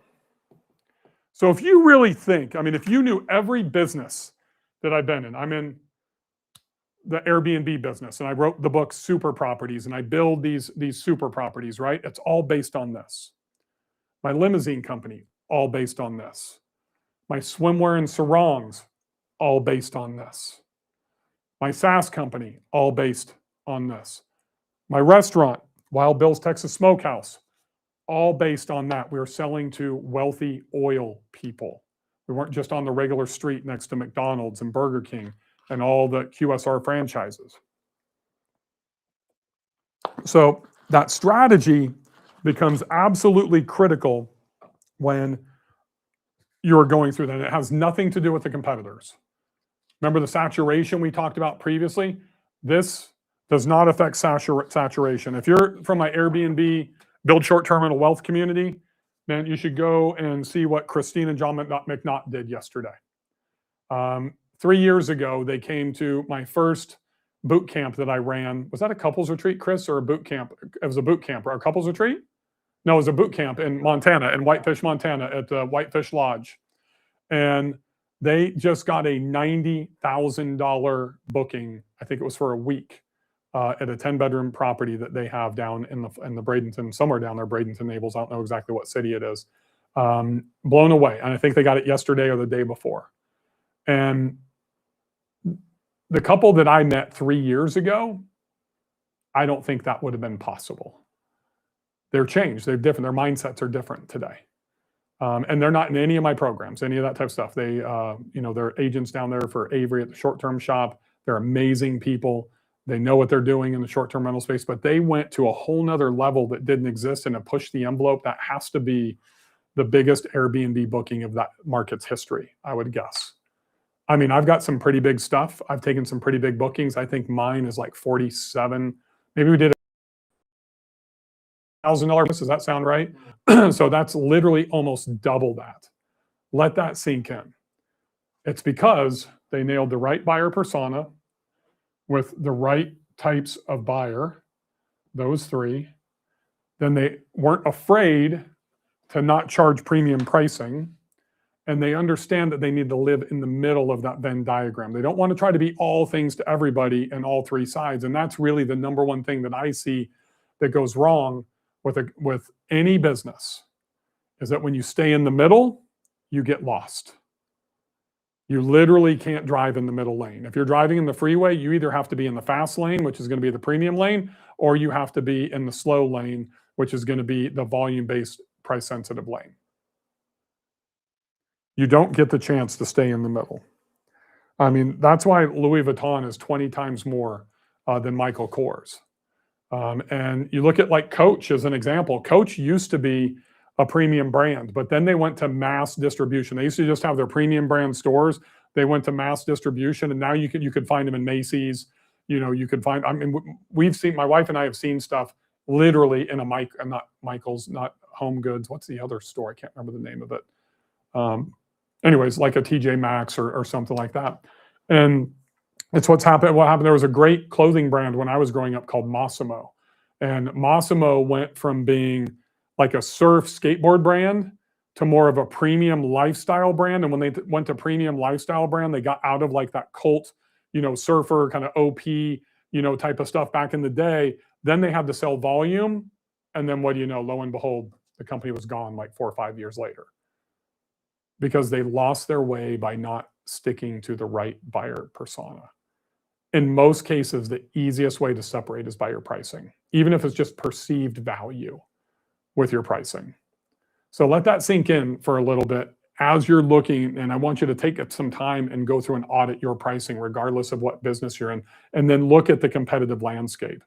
It's easier for me to position value when my competition's here and I'm up here. If I'm right on top of them, then the perceived value is not there, right? All things being equal, everything's equal. And the 2 HVAC companies or Airbnb, it doesn't matter, whatever it is. If I'm up here and they're down here, then I immediately have perceived value.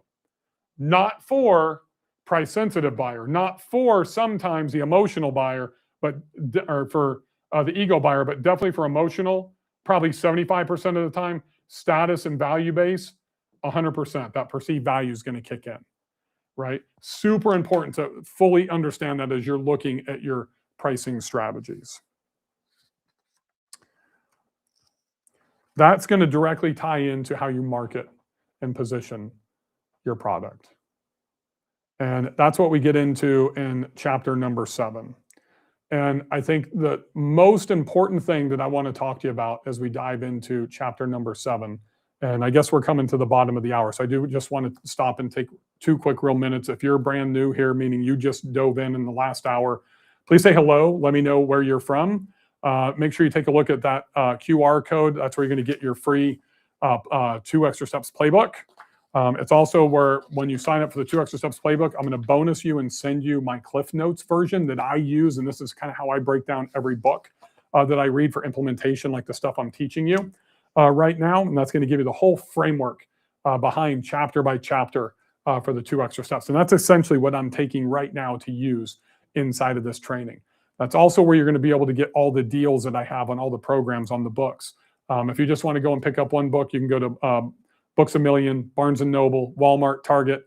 They're available every place that you buy books. But if you're interested in my success planner or one-on-one coaching, I've got everything discounted about 40 to 50% based on book sales for you guys over at 2extrasteps.com, or you can just go right to that QR code right there.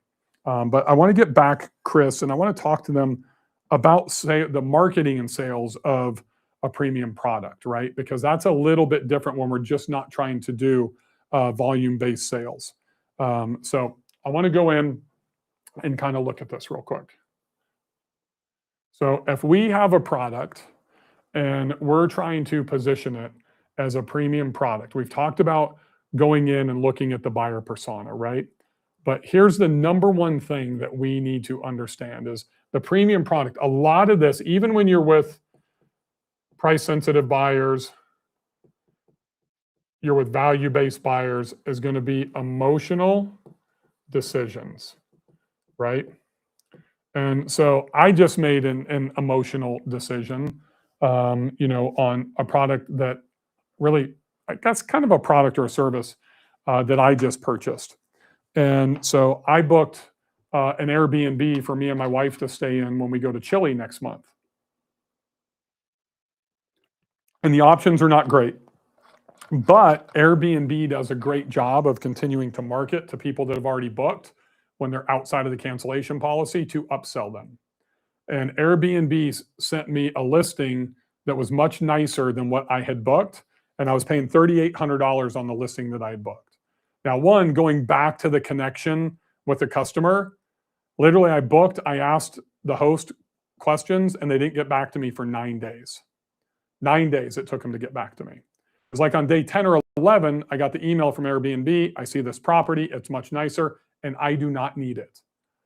It is literally a 3-bedroom for me and Bria, but the pictures are nicer, the amenities are nicer, the furnishings are nicer. And before I decided to cancel the other one and book that one, I actually messaged the host, and they replied within about 15 or 20 minutes and answered all the questions that I had asked. I told them that I was already staying at another property, that I was going to cancel it and rebook. And I literally did that about 10 minutes after the guest replied. Because of the fact that it was an emotional decision, but that second host provided value for me. So on that first, and most of you, even if you're not an investor into Airbnb, you've probably booked an Airbnb before, right? So she had 9 photos. They were poor photos. There were some bad reviews. I didn't know very clearly what was in the kitchen, if she supplied sheets, if there was anything supplied in the bathroom like soaps or towels or anything like that. And some guests said there wasn't that stuff.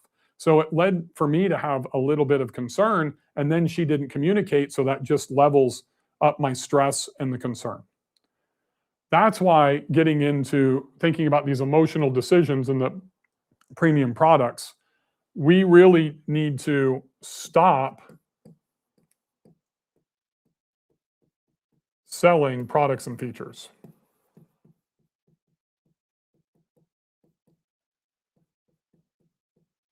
I've got the best coffee.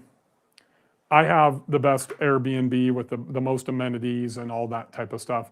What we really need to be selling is emotion. And you need to be selling the after, right? So stop selling products and features, start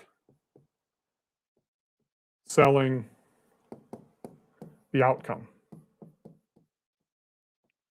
So the only reason that somebody is coming to buy from you is because they had a problem before they came to buy from you, right? Let that sink in.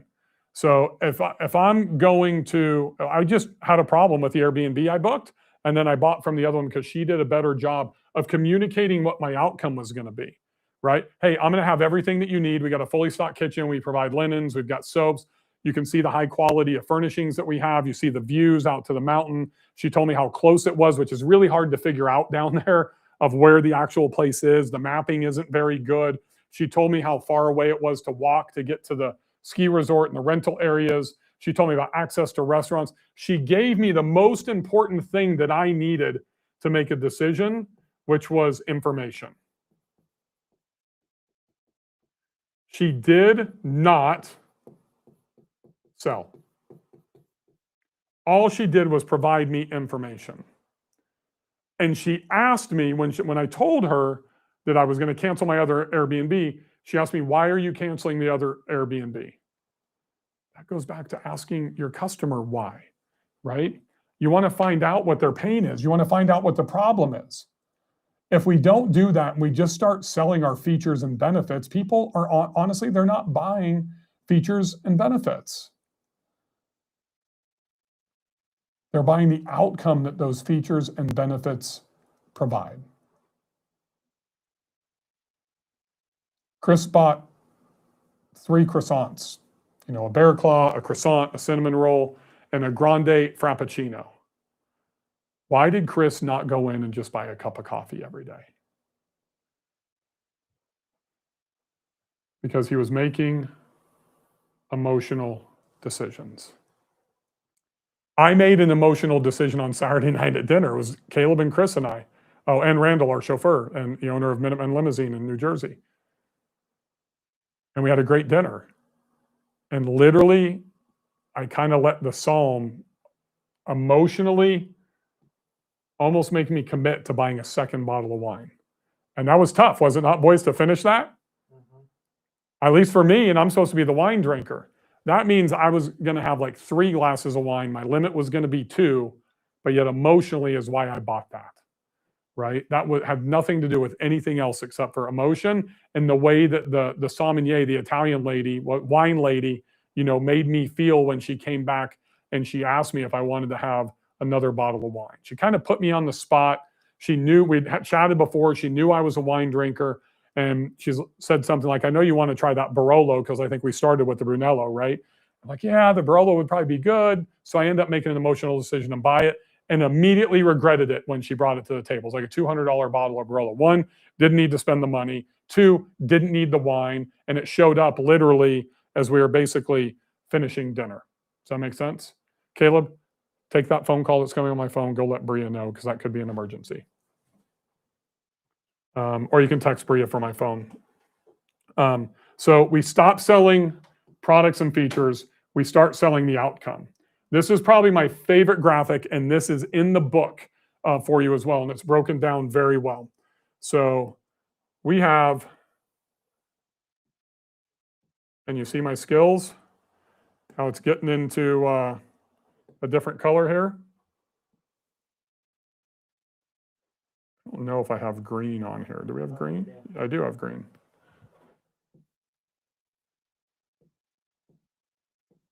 I have been teaching this for the better part of about 12, 13 years. This on the left is the before.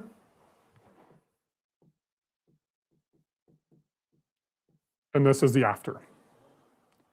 This is the outcome.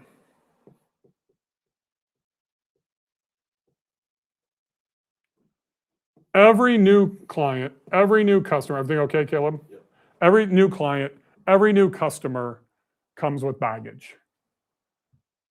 If somebody's buying from you for the very first time, they've already bought a car, they've already used pest control service, they've already had somebody mow their lawn, you've already stayed in another Airbnb, right? You've already used another coach, you've already bought another self-help book, business book, whatever it is.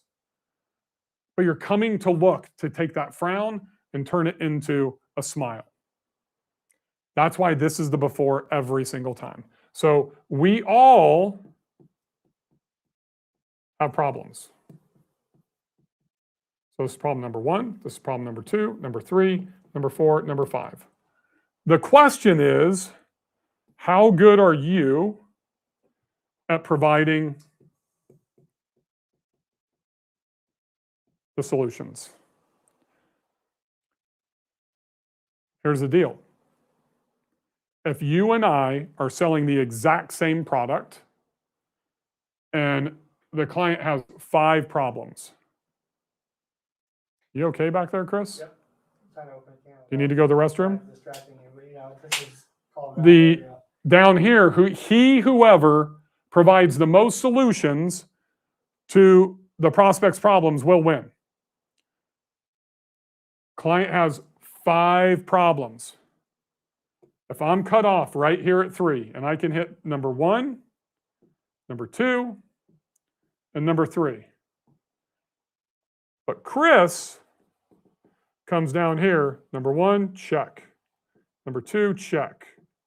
Number 3, check. Number 4, check. Shit. He doesn't even have to nail number 5. Number 5, he can't solve. Pricing's the same. Product or service is the same. Chris is going to win 95% of the time because he solved their problems. He takes the confidence level, the emotion from before, sad, to happy after. This is why for all my Airbnb people out there, that's why I talk so much about the emotion of pushing the start in car when they back out of your driveway at the end of the stay. There's 3 outcomes that have happened. They are either had the best vacation ever, they have had and nobody's going to hear about it, or it sucked, and either the top and the bottom, they're telling all their friends. It was the most amazing vacation I've ever had. Chris went to Iceland. He said it was the most amazing vacation. He went to Antarctica. He said it was the most amazing vacation. He went to Japan. He said it was the most amazing vacation. No man's land.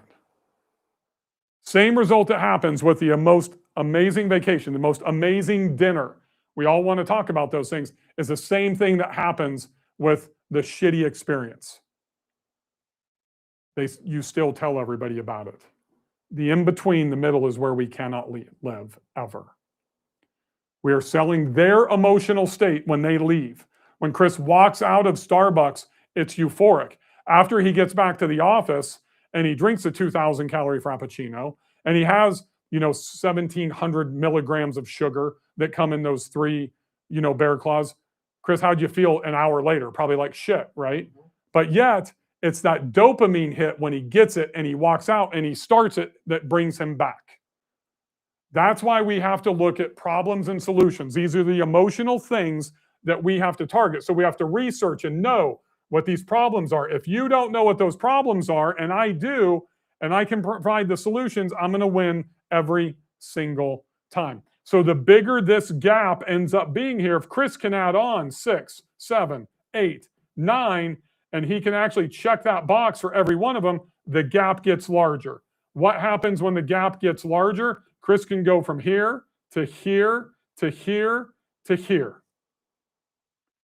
My limousine company, Silver Oak Limousine, when I started here in Nashville, my house, I live in Brentwood, Tennessee. Literally, my biggest competitor was charging $61 in a sedan to get from here to the airport. That was our number one traveled route. I went in and I started at 85. Because if I went in at 65, 67, 68, I don't have a big enough gap. I'm creating the perception with the gap. So what I identified is the number one problem in the entire industry are vehicles being late, right? So how do I fix late with the consumer?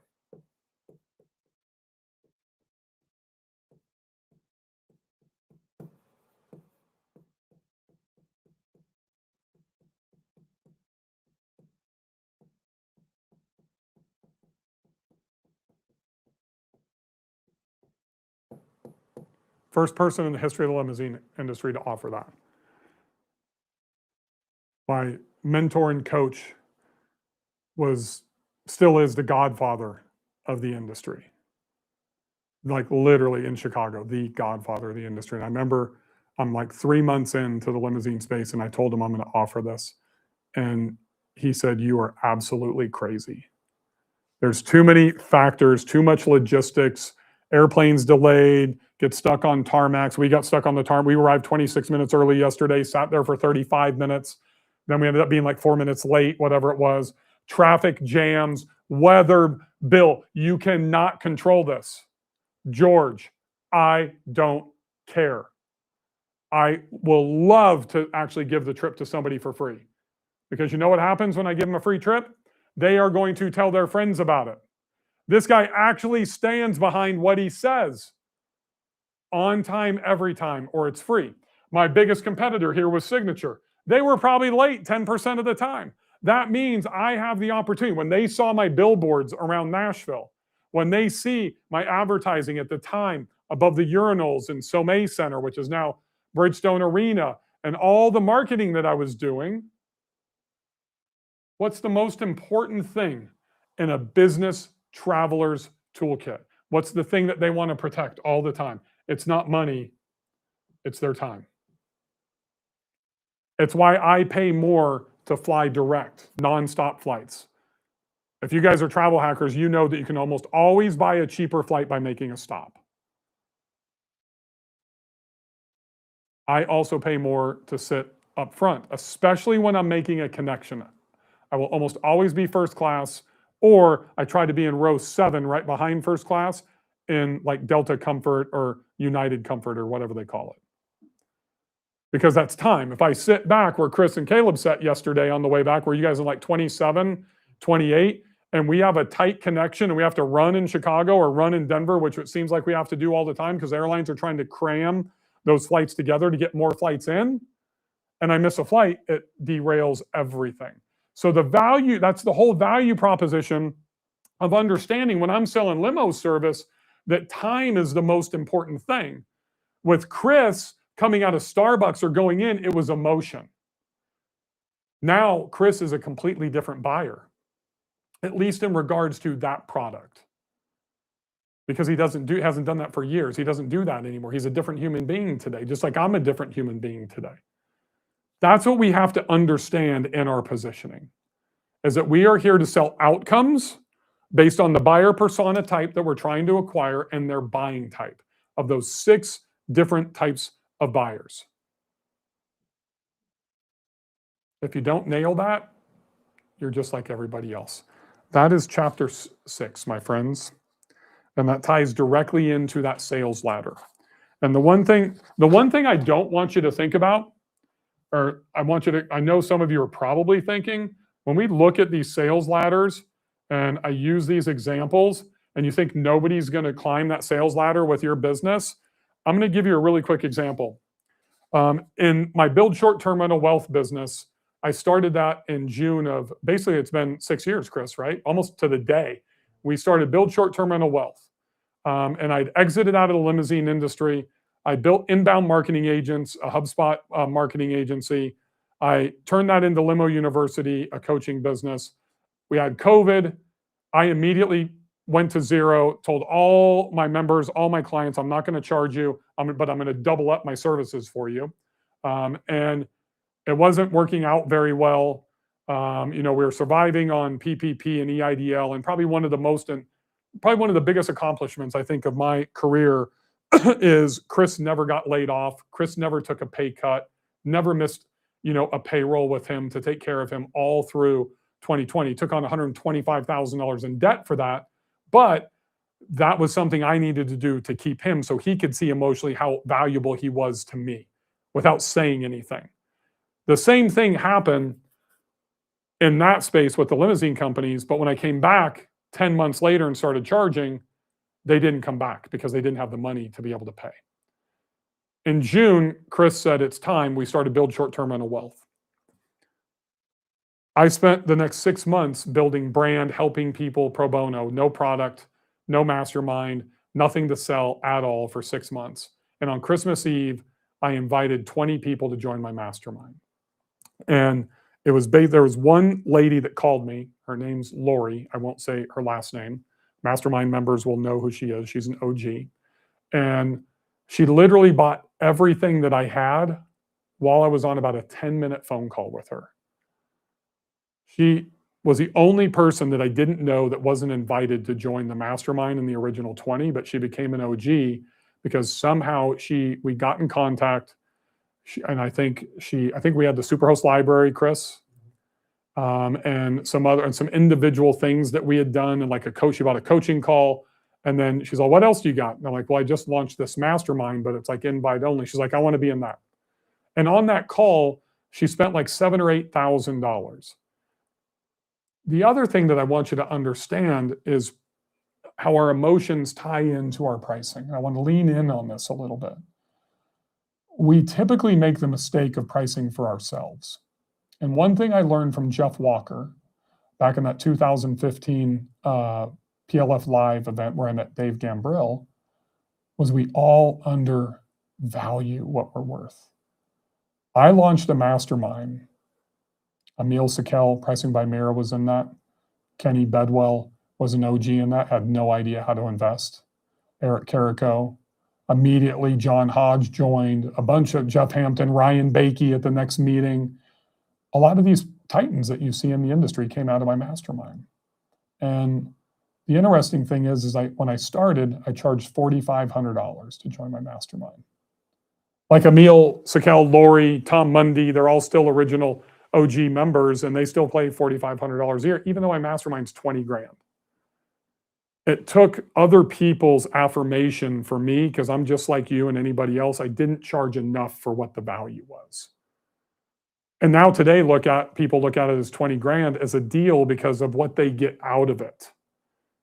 Most people are getting 5, 10x that in the first year on returns. So once again, if that 20,000 is like 10, which is where most everybody else is in that $7,000 to $10,000 range for my highest level product that gives the highest return, that perceived value is not there. Let that sink in, because most of you are not going to have enough confidence to go from free to 3x to another 2x and then have an upsell on the top end in your business, regardless of what it is. You have to start with that sales ladder. If you start with a sales ladder and you can nail the pain, you will be successful. Because the next step is just figuring out how to market and how we're going to position that. So if you go back, and I think not only is this the educational tool with the problems and solutions, taking somebody from a sad state to a happy state, and most importantly, selling the outcome, but each one of these is your marketing. Problems. Problem, solution, literally. Slide number 1 on an Instagram carousel. Problem, here's how we solve it. Here's how you solve it. Problem, problem. Now you have a 5 carousel advertisement for free on Instagram. Or you turn that into 10. Give them the problem, and carousel number 2 is the solution. What you don't is you don't see people doing this on Instagram. All you see is people selling and positioning. Solve their problem and let them come to you and buy from you. That's the mentality that's different. That's where we're taking the 2 extra steps. It's the same thing as we migrate into I'm going to jump to chapter 9, which is called smarketing, because I think a lot of you guys have not heard this term smarketing before. Smarketing is a term that was coined by Dan Tyre at HubSpot around 2009, 2010. If you guys are familiar with HubSpot, it was founded in late 2006 by Dharmesh Shah and Brian Halligan. Basically around, I think it was around November, maybe late October. It was early February. Bill Faeth with Silver Oak Limousine became customer 33 at HubSpot. And I wear that proudly because, you know, they have become a publicly traded company. They're the gold standard for all-in-one marketing. They created the term inbound marketing, and they were the first duo, if you will, with software to teach us that we're not here to disrupt, you know, like television ads disrupt our football game or our sitcom or our movie. You know, billboards distract us from driving, radio commercials, you know, take us away from listening to music or whatever you're listening to. And then you go and you hit the station, which distracts you from driving. And that's why there was 6 presets, you know, in old school cars, right? So distraction and disruption is what traditional sales and marketing was prior to HubSpot. Dharmesh and Brian changed that, and they coined the term inbound marketing to where basically we are creating content. We are helping our customer in whatever form that is delivered to let them make a decision, because this was in, you know, as the internet's becoming more and more popular in the mid 2000s, and literally the shift was switching from the owner, the salesperson, have all the information to where literally you have just as much information. You're informed at that point. And when you're informed, then we can go in and we have leverage against the person that's trying to sell to us. Doesn't matter if we're in car sales, doesn't matter if you're selling what I'm selling, doesn't matter if it's, you know, the barista selling the coffee to Chris. The consumer now had value, they had information. So smarketing is the alignment of sales and marketing together. And since about 2009, 2010, just like I've combined my work life and my personal life, the alignment of sales and marketing into smarketing remains combined. There is no difference. It is all sales and marketing. Nothing changes. So I don't want you to think that, oh, I've got to do this over here on the marketing side, and then I need to have a separate sales team over here. The actions are basically the same, and it's super simple. He who can help his potential customer the most will win. He or she who can help their customer the most will win. It's not with the best sales team. It's not with the best sales tactics. It's literally the person that provides the most value to help the consumer make the right decision for them will win. So as you can take them from a lead to make them a sales qualified lead. Now, Willy Wonka's golden ticket here is that when you're going through that process with them, that you are establishing trust as number 1 and building relationship number 2. If you can nail that part, just give value away for free, build rapport, build trust, build relationship during the sales process, it's going to be much easier for you to bring your customer back multiple times. That's what John Boyens taught me, is about extracting a larger share of your existing client's wallet. You've heard all the statistics. It's 6 times more expensive to acquire a brand new customer than it is to extract more revenue out of my existing customer. And it's 100% true. Which honestly is really chapter 10 that most entrepreneurs, especially early in the startup phase, in the beginning, is they focus so heavily on customer acquisition, they forget about customer retention. I'm in business right now with somebody, love them dearly, but you can't churn 50% of your customers. And, you just can't build a business that way. And that's one of the problem, folks, with Airbnb. If you don't do direct bookings, if you're not getting that customer to come back, you're in single acquisition failure. That's why you need to do the welcome video. That's why you need to nurture them professionally. That's why Caleb has a task starting tomorrow to take our 7 touch points, Chris, without the welcome video. So really probably 7 to 8 touch points prior to a check-in. Why that is increasing by 3 to 4 to where we'll be at 10 or 11 touch points ahead prior to check-in. And that's all because we've been forced to do that by the marketplace, because we're playing in sandboxes that we don't own. That's where the smarketing becomes super important, and where the customer service side, which I really look at as customer retention side. In 2015, when I met John Bairden, I was in a group called EO, the Entrepreneurs Organization, and some of you may be in that. And I got recruited into a forum by a friend of mine, and I went to the meeting and the orientation, and we didn't do one of the core tenets of EO in our forums. We didn't go on a retreat within 6 months of bringing in a new member, and our forum dissipated, and we had like 8 guys in there, and 3 were overachievers and 5 were underachievers. And you know what? Those kinds of people don't get along very well. And the problem is it was a waste of my fucking time, 6 to 8 hours every Friday, or not every Friday, but on a Friday once a month. And so I quit. And I took the 2 overachievers with me, and we started Spark, because that's really what we were looking for. Is we're looking for a spark in our business, in our life, right? And so then we brought in a guy named John Bairden to help us and to be our chairman. And one of the things outside of, if you know the story, he introduced the life plan to me. But one of the things that become really just so much of an aha moment, like, why didn't I focus on this previously? I did subconsciously, but it wasn't conscious. It wasn't in the front cortex of my brain. And that was that client retention is just as important as client acquisition. I'm going to say that again. Client retention is just as important as client acquisition. And that's immediately, the light bulb goes off. I have this aha moment. I'm like, I'm already building rapport with them, but I am not a world-class client retention operator. I wasn't putting enough effort into that.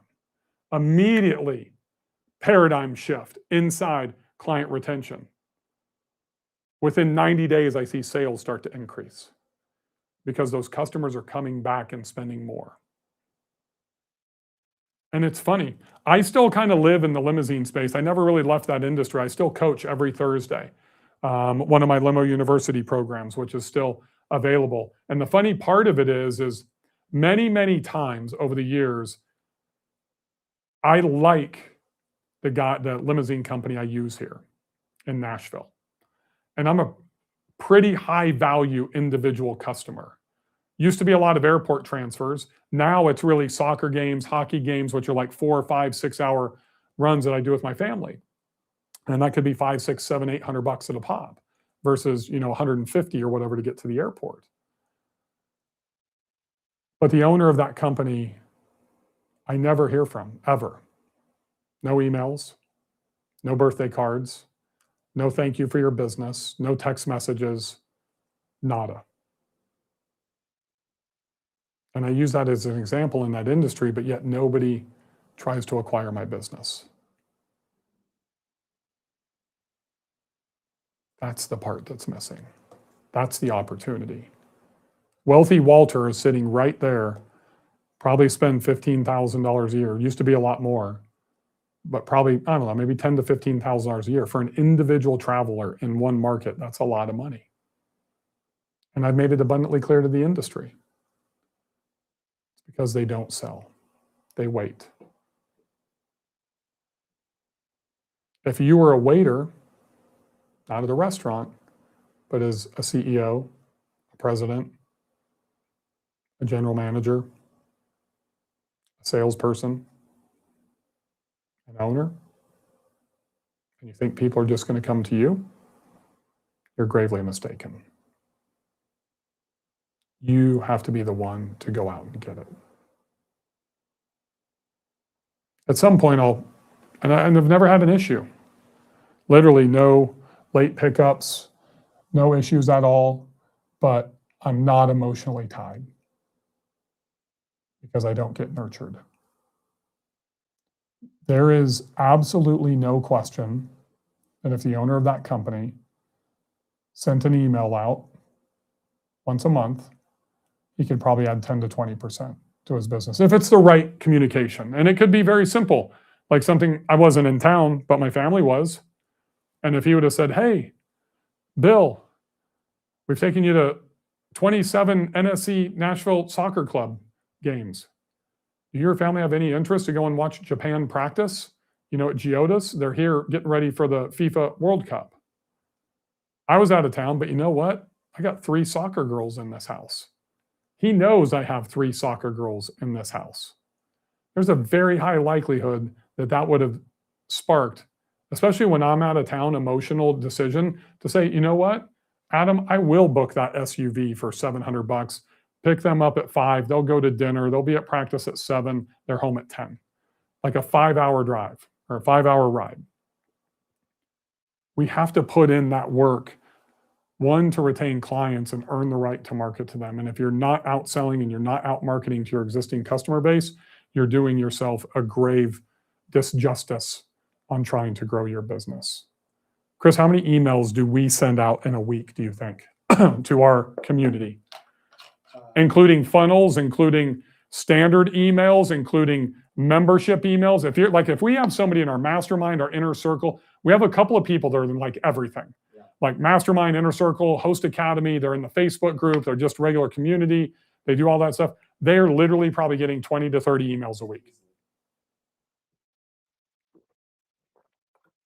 And we have 34,000 people in the Facebook group. I don't know, 20, 30,000 people on our email list.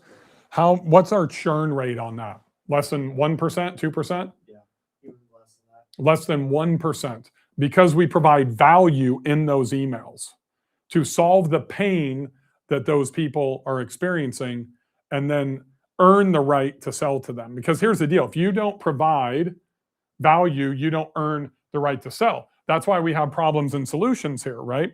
If we have the problems and solutions, if I can solve somebody's problem, then this happens.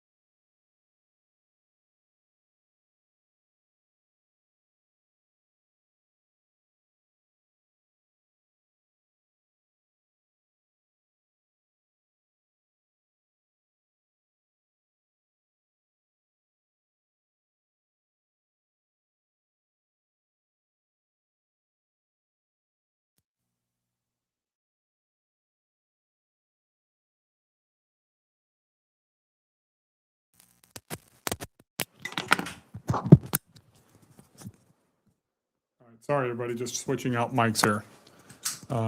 Gosh, dang, what are we, 3 hours in, 3 hours, yep. 10 minutes in? So jab, jab, jab, right hook is Gary's book. That means give, that's a jab. That means give again, that's a jab. That means give again, that's a jab. So that's 3 jabs.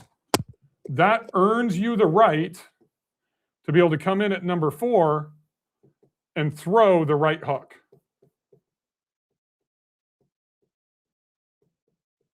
That is ask for sales. That applies to social media. It applies to email marketing. If you have a Facebook group, a community like I do, it applies to that. That's why we have so much volume that we put out. We give, and then ask. If I give Monday, give Tuesday, give Wednesday, then I can ask on Thursday. That's every single week. I'm earning the right to be able to ask. If I only ask once a week, then I have to wait till week number 5. So literally every other month is how many times I get to ask for the sale. Let that sink in. Now, your volume can't be shit. Your volume has to be valuable, right? So, I mean, my gosh, look at how much value, hopefully I've driven for you guys here just in the last 2 hours and 10 minutes. How anybody could possibly, unless I'm just absolutely bombing and sucking completely, how anybody could take 2 hours and 10 minutes of value here and not buy a book is crazy, right? Unless you are 100% price sensitive.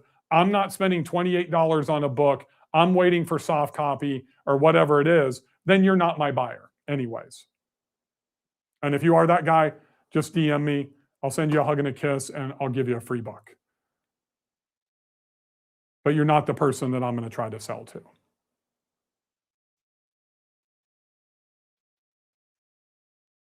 Dora, wondering who I could give books to. You're talking about your limo owner, made me think of our favorite car service. I think Lisa Kay will be getting a book along with others like plumber, HVAC guy. You know, I mean, I think honestly, I believe this book will benefit every person in the world. I'm focusing on the business stuff right now, but it's also personal. I think any small business owner, you know, once again, it doesn't matter if it's a coffee shop, the HVAC, whatever it is. And honestly, I think really restaurant owners, you know, I look at how many small restaurants just struggle. You know, most of those restaurants are operating at 3, 4, 5, 6% margins. So if they're doing $1 million a year, literally they could be making $30,000, $40,000, $50,000 a year in net income. And a lot of them, like you look at all the Mexican restaurants, Dora, and Bakersfield, they're all family members that are working there and that type of stuff. You're literally looking at families that are making no money and they don't know how to market. They don't know how to sell. They make great Mexican food. They just don't know the fundamentals of business and how to bring those people in the door and how to bring them back. That's why, like, every restaurateur that I ever meet, the first thing that I ask them, whether they're a coaching client or a friend, is literally I give them the John Taffer, Gary Vaynerchuk red napkin 4-minute video. And every single restaurant in the world should be implementing. And everybody here, even though you don't own a restaurant, you should literally go to YouTube when we're done and type in John Taffer. Chris, you want to pump in the link? Chris will put in the link in the chat for you guys. And you watch this 4-minute video. Chris, pull that up. I want to show them this video because this is so powerful on how you take a first-time customer and get them to come back for the 4th time. It is unbelievable. If you take the red napkin, if you know who John Taffer is, he's the star of Bar Rescue, which I think is like the longest running television show on TV right now, and like the most number of episodes. And you think I am loud and I cuss a lot. He came and spoke at Vegas at a conference for us one time, and he's frothing at the mouth. He is so into and so emotional into what he's doing. And then Gary Vaynerchuk, best marketer of our generation. Gary had him on in his office in New Jersey on a podcast, and it's a masterclass for 4 minutes. And every business, from that coffee shop to a plumber to whatever, can do this. And they have a guy calling in on the phone, and literally kind of they walk them through this. And it is absolutely mind-blowing. So if you ever walk into a restaurant and somebody drops a red napkin on your table and it's your first time there, you're going to know exactly where this came from. Chris, are you able to pull that up? I need to keep stalling. Okay, so Chris should be back there. Caleb, you need to be going like this and say, Bill, you need to keep talking about this and you need to stall. So, because the next chapter we're going to talk about is growth acceleration. You cannot accelerate growth if you are churning through customers or if you are spending the amount of the COCA, the cost of customer acquisition, that it takes to always bring in a brand new customer, right? So that's something that is absolutely critical. Chris, if you can put me back over here. I look at some core metrics, right? Why is this so skinny? Caleb, did you make? You can zoom in. I can also go to bigger. There we go. So I go to Coca. This is cost of customer acquisition.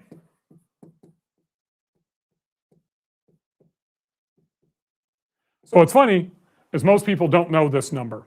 That's how much it costs you to acquire a brand new customer, right? So what the most, and this is for me, this is the number 2 most important metric.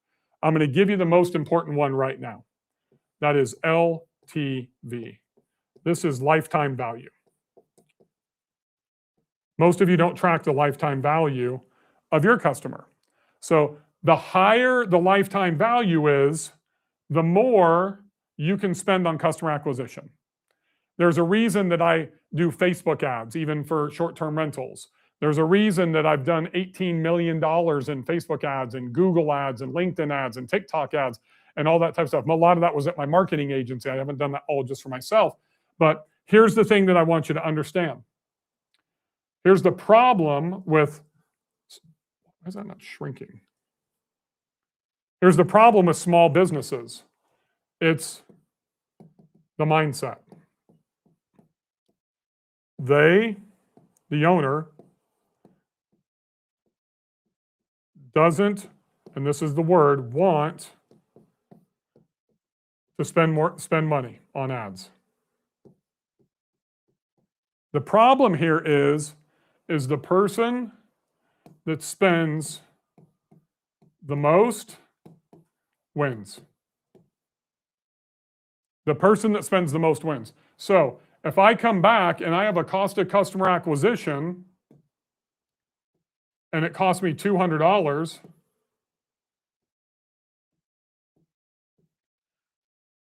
and my LTV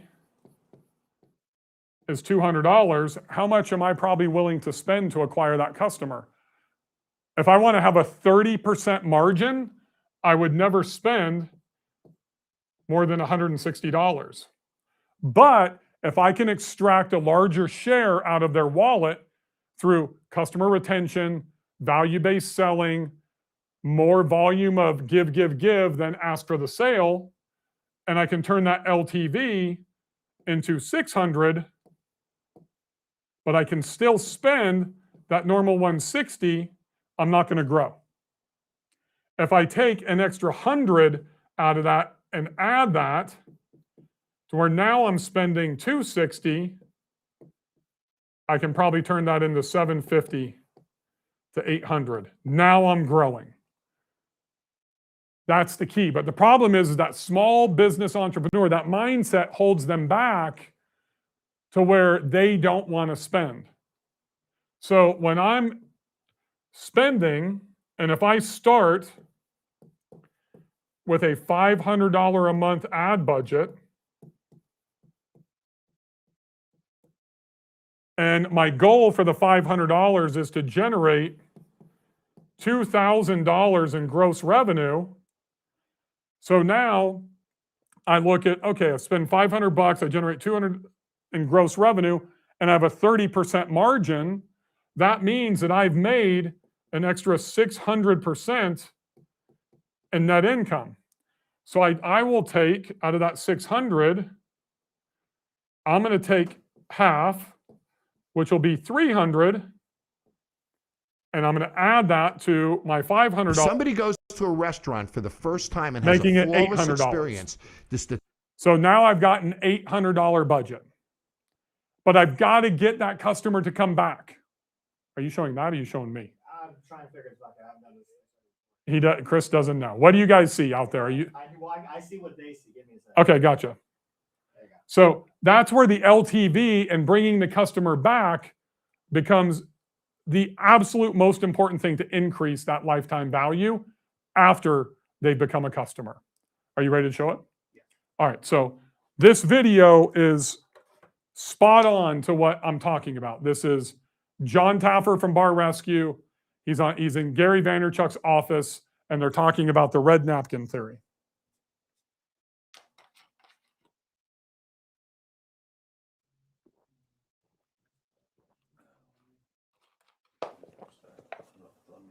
It's coming, I promise. If somebody goes to a restaurant for the first time and has a flawless experience, the statistical likelihood of them doing a second visit is about 40%. They come back a second time and have a flawless experience. The statistical likelihood of a third visit is still about 42%. The third time they come, the statistical likelihood of a fourth visit is over 70%. So you got to market to 3 visits, not 1. Visit 1, free rib dinner. You sit them down, put a red napkin on the table, not a white one. Identify them as a first-time customer, connect with them, and work to get them back a second time and a third time. Once they're there the third time, you own them. My man Holy Chandler, man, the red napkin thing is genius. Because in a fast casual environment, we're not hitting that table side. Let me give you a napkin that's red on the Chandler, table. let me Can I give you, detail that go for ahead, him? Go ahead. Okay, so you put a red napkin at the table. Gary sits down, he's eating dinner. Now he's getting his free rib dinner, orders water, costs him nothing. I know he's a first-time customer because he's got a red napkin. When he's leaving, the manager comes to the table, writes on the back of a business card, $5 off chicken. Did you like the ribs? Loved them. You got to try my chicken. Come in for the chicken. Now I'm prompting a second visit, not with a printed coupon, a handwritten card. Now he comes in for the second visit, drops the business card on the table. Everybody knows this is a second visit because red napkin was the first visit. Second visit, you finish the meal, you go up, you say, so how was the chicken? It was freaking great. Are you full? Totally stuffed. Man, next time you got to try my cheesecake. Free piece of cheesecake. Now, 3 visits. Ribs cost me a piece of cheesecake. Oh, I thought a pizza flavored cheesecake. I was like, that's fucking brilliant. So the rib dinner cost me $5. The chicken was a washout because it was a discount. That's right. The cheesecake is $1.35. For about $6, you got 3 visits out of them with a 70% likelihood of a fourth. That's the way you market a restaurant within the 4 walls of it. That is huge, right? That's why you two are the best. Chandler, let me give you one more for the road, mister. There was a very interesting thing that John said, because I grew up in that environment too. And John's from the traditional marketing world that we grew up in, from pulling from his world. Notice how he said, first time customer, I'll give it to you. Because the traditional retail and bar thing is like, look, it's more, like if you've already got somebody in the funnel, the cost of acquisition for a newbody is very, very, very powerful. I used to do that too, but it was tricky, right? Because now some of your old time customers may see that and they've got that angst of, wait a minute, why am I being not treated that way as a loyal customer? You just want new people. And it's always been a friction for us, right? In the right? Now, I just went to Instagram, right? I typed in Lexington, Kentucky. Got it? Yes, sir. I'm looking at 9 posts right now that are top posts, and ungodly amounts, unlimited amounts of people's posts that are from Lexington, Kentucky. I went down all the way down, and that's from 48 minutes ago. 40 pictures down, 48 minutes ago. Thousands of people are posting right now on Instagram from Lexington, Kentucky. I go to the top 9 posts. I click the middle one. It's a nice little cute couple, right? They got 298 likes. Abby, she's from somewhere. She's part of a sorority, it looks like. She has 2,387 followers. There's a triple dot in the top right corner on Instagram. I hit it. It lets me send her a message. I send her a message. Abby, see you in Lexington. We love being part of Lexington. Here's a $20 off coupon, $10 off coupon, free chicken. Only she sees it. You're grabbing somebody who has a big social media profile. You've not hurt any of your loyal customers like me and John had to back in the day. She comes and she posts a picture of the food and creates word of mouth. Now that $5 acquisition created no friction to loyal customers. And because she's now media, she amplifies it, and you're getting an $80, $500, $4,000 media amplification against your $5. And last one thing, don't discount. People get addicted to discounts. They don't get addicted to free. That's right.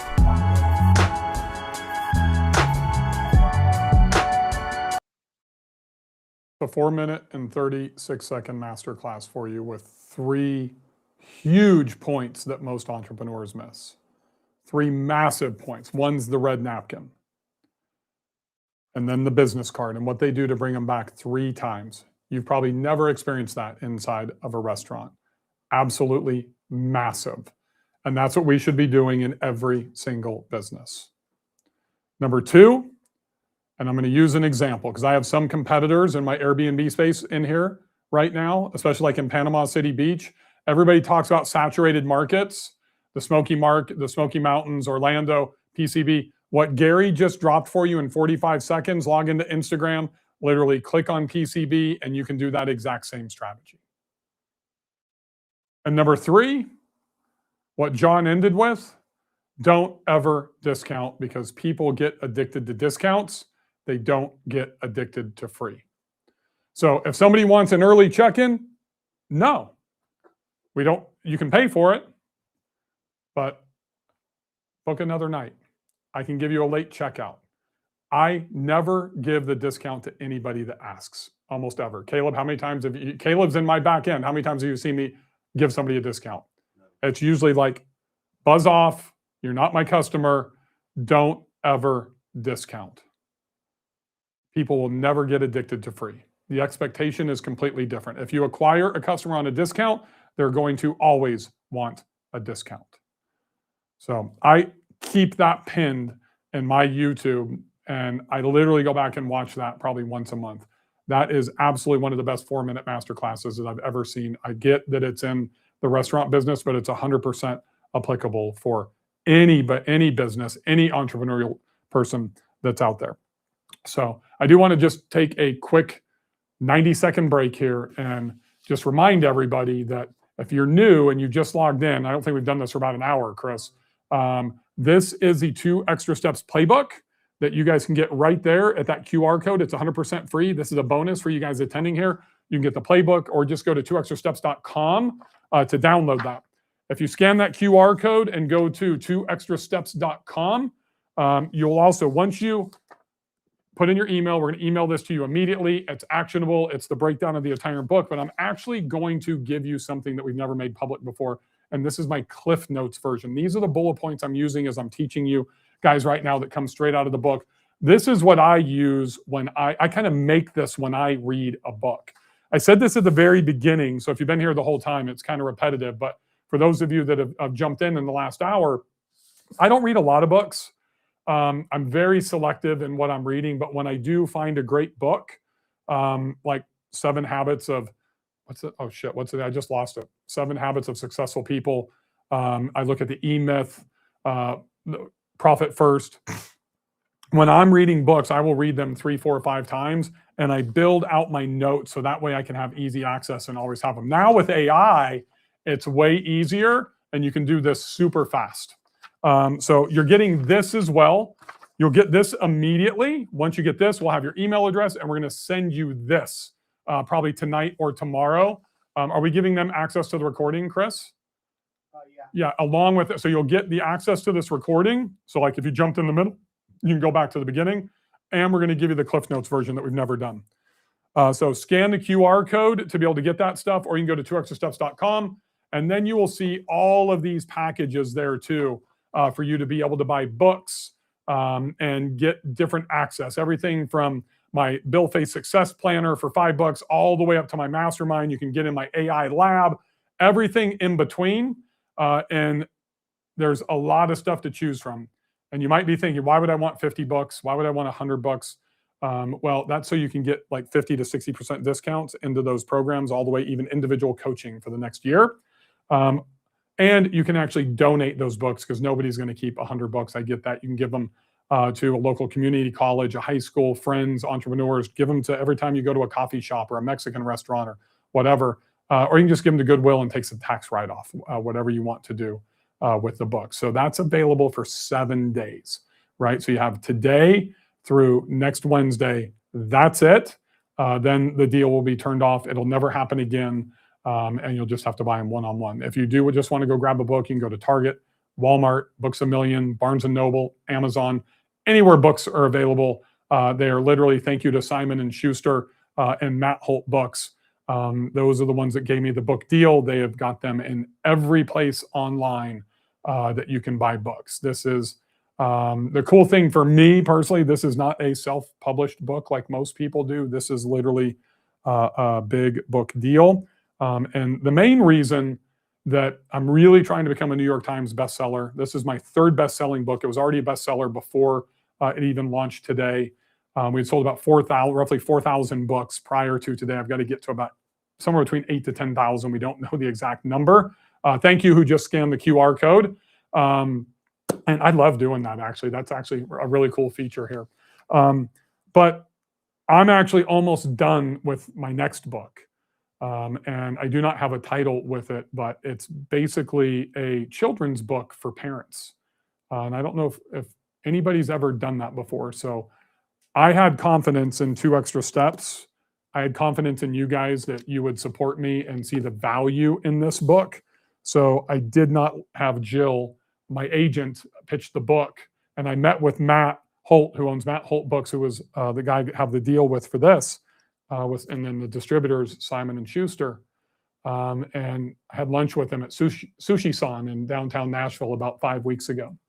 And I was telling him about the book, and he's like, well, you want to do something now? And I said, I don't know. I said, how much more money can I get if I have a great book launch? And I was joking, and thank you for who just scanned the link and is heading over to 2extrasteps.com. And we just both made a decision. He's like, why don't you just wait? And, if you think the book launch is going to do well, wait, let's do the book launch, and then we'll do the next one. And the book that I'm working on, man, I mean, this is kind of my life's deal about taking the 2 Extra Steps. I didn't tell really the whole Tiger Woods story on this version. I did it in the VIP earlier this morning. But man, I believe God puts us in certain places for certain reasons. And, I had a lot of talent as an athlete as a kid, and I wasn't the guy that worked the hardest. And that day, I saw what the best did for the better part of 6 to 8 hours when I put in 15 minutes before Tiger Woods was Tiger Woods. And, being in his hotel room with him and his dad and kind of seeing what transpired changed everything. And I think that shaped the rest of my life. This next book that I'm writing is literally something that I just learned like 9 or 10 years ago. And I've got a 20-year-old. So like halfway through her life to today is when I learned this. And it's literally how to turn your children into millionaires for less than $1,500. Let that sink in for a second. How to turn your children into millionaires for less than $1,500. So the working title is Million Dollar Baby after the movie, because I couldn't think of anything else. That'll change, I'm sure, just as this title changed a couple of times. And so I really need to get to that point, because I think most parents are like I was. I didn't know how to set my kids up to be successful as adults financially. And I'm not talking about like giving them a trust fund of, millions of dollars when they're 21.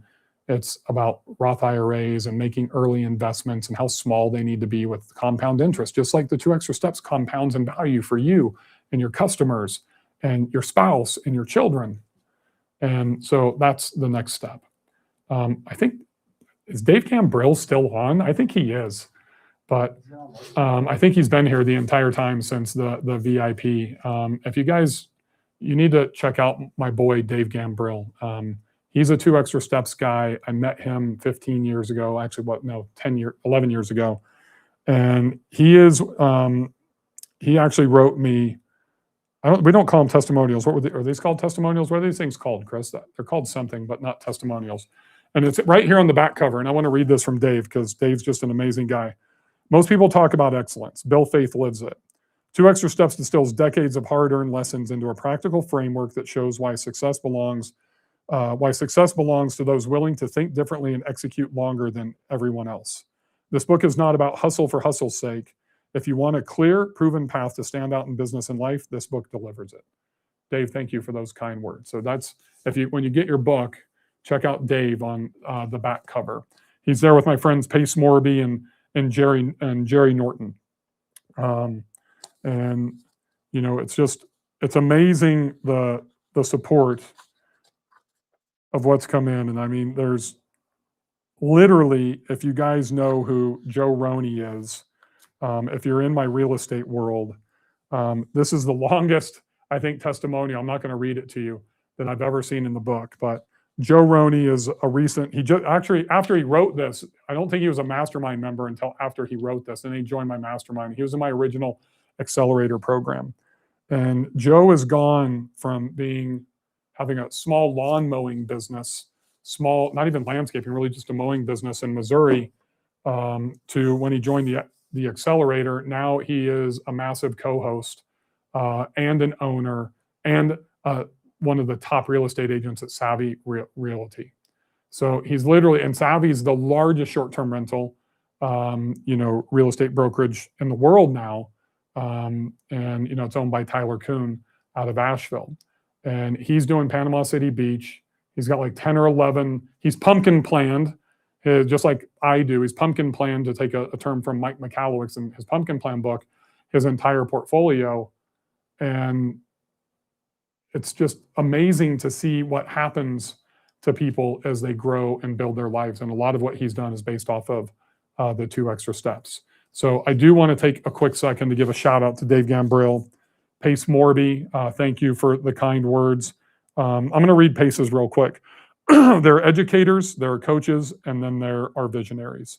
Men who don't just teach an industry, but transform it. Bill Faeth is one of those rare forces of change. This book and Bill's teachings aren't just lessons, they're the roadmap to a future most only dream of. Few walk this earth with the integrity, insight, and impact of Bill Faeth. I think the world of Pace Morby, and I literally just got chills on my legs when I read that. Jerry Norton, amazing. Thank you for those kind words as well. And then Joe Roney, Pace, Jerry. I think those are all the ones that we have in here. Did we have, oh no, forgot the very first one, Sam Rubin. Thank you so much. The Sam's is a long one as well. This is a guy, Sam Rubin. Gosh, Chris, he's been around longer than you have, I think. He's been a one-on-one coaching client of mine, I think, since around 2012, maybe. 12, somewhere between 12 and 15. That's a long time for a coach relationship. Sam, if you're out there, thank you for trusting me. And the one thing I want to share, like with Sam as an example, going through good times, hitting COVID, he was in the ground transportation space and basically went to zero, pivoting into a new business during COVID, and then really blowing that up into another business in a very challenging market of Park City, Utah. And Sam's one of the reasons that I invested in the Park City, Utah in December, because he gives me an unfair competitive advantage in that market for a small 2-bedroom condo that other people don't have in the Airbnb space. And he's gone from being an Uber driver to owning, an incredible multi-million-dollar limousine company to building a multi-million-dollar concierge business that targets the highest end customers. And one of the things that becomes really important in that, and what he did, is kind of really documented in chapter 13, and that's adjusting your plan. It's inevitable that nothing is ever going to go as planned.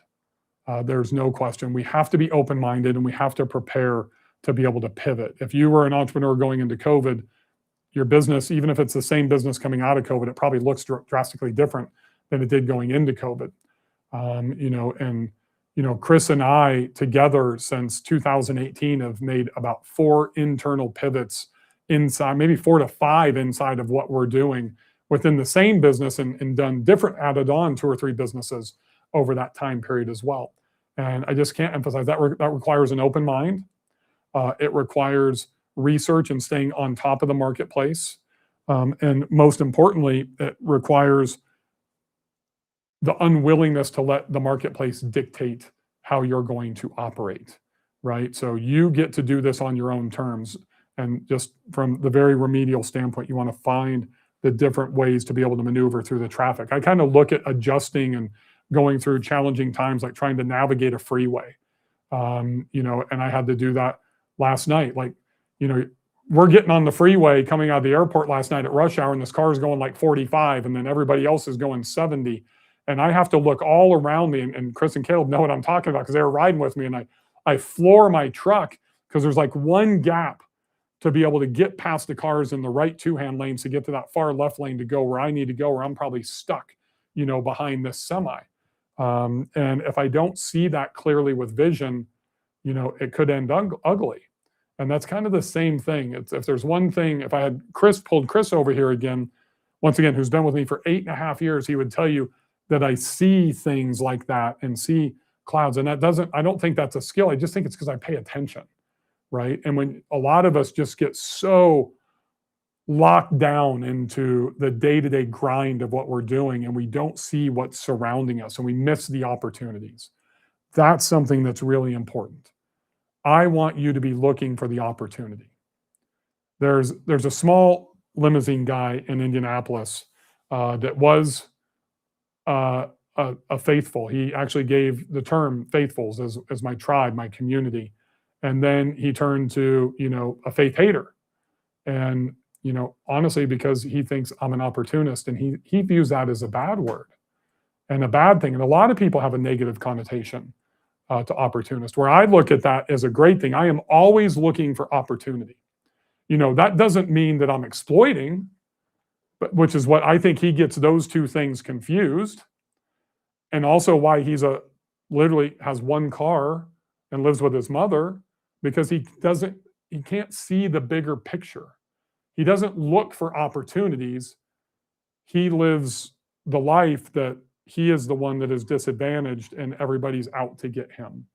Whereas I am on the opposite end of the spectrum. I am always looking for opportunity. And if I believe that you're not looking for opportunity, it's not going to find you. So I always want you looking for opportunity. And you can create opportunity. And create opportunity by giving more in your marketing. It creates opportunities to sell. By looking for opportunities for expansion or new products or new customers or pricing increases, whatever that is, we need to be searching for opportunity. If you are looking for that positive, you're looking for the opportunity, it will find you. If you're looking for the negative stuff, those are the people that always feel negative things happen to them that attract the drama. That's the thing that I want to stay away from. So I'm trying to de-dramatize my life. And I've been working on that very hard over the last 5 years, is to not have that negativity around me, because that clouds my vision to be able to see that opportunity. We talk about that in chapter 13. I want to move into chapter 14. And I'm going to write a word over here that most entrepreneurs don't think about when they're starting a business and even when they're in the business.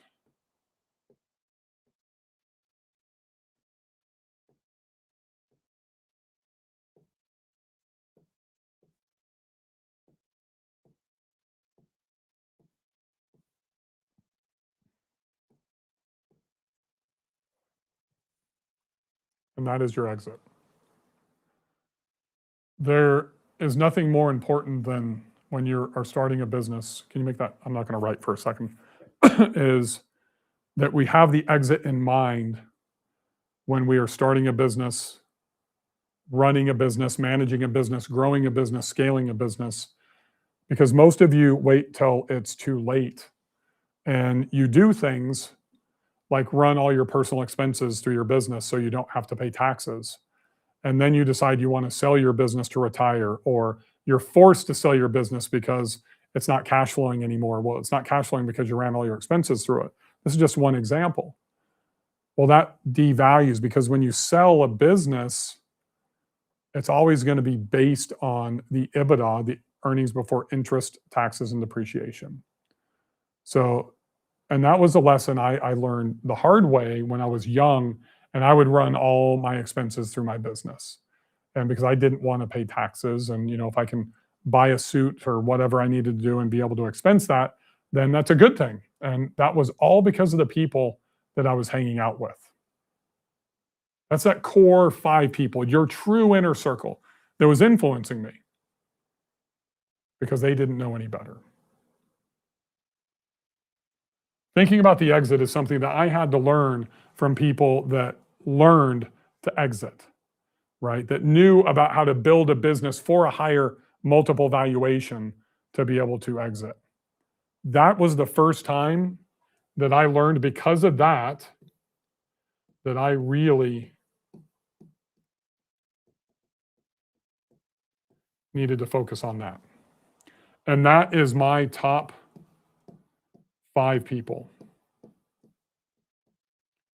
in my life. And that starts, number 1, with my wife, or I could put spouse. If that person isn't your ride or die, if they don't support you, if you're building a business and they're bitching and complaining every night and they blame your relationship and whatever on your business and that type of stuff, you either need to figure out if that's on him or her, or if that's on you. If that's on you, then you need to figure out some work-life balance, or really how you can build and work on the relationship with your spouse, because that is the most important part. There is nothing more important, in my opinion, for small business owners, for entrepreneurs, than their spousal relationship. It's not about cash flow, not about EBITDA, not about pricing, not about that type of stuff. You need to put the 2 extra steps into this if that is not 95% happiness or greater. It's not the business, because that relationship spills over into the business. Then number 2, number 3, number 4, number 5, these are the, book club ladies that you guys are spending time with. These are your golfing buddies that you're playing golf with on Wednesdays and Fridays. These are the soccer moms. It's the neighbor. You may not have even ever thought about who's in your top 5, but who are the 5 people you spend the most time with? So the curly-haired guy behind the camera that used to spend $900 a month at Starbucks, right? He's in my top 5. He's in my top 5, whether I fucking want him there or not, right? We are joined at the hip. Thank God he is a great Christian. He is a great individual. He's a great person that supports me. We get along well. And most importantly, we are on opposite ends of the DISC profile test. He is a type B integrator. I am the visionary, the innovator. I'm a high D, a high S. We are completely different, but yet we get along well most of the time. 95% of the time when we're executing. And that's one of the reasons why I take him on vacations with me. When I don't go with my wife, we do business stuff together, we do personal stuff together.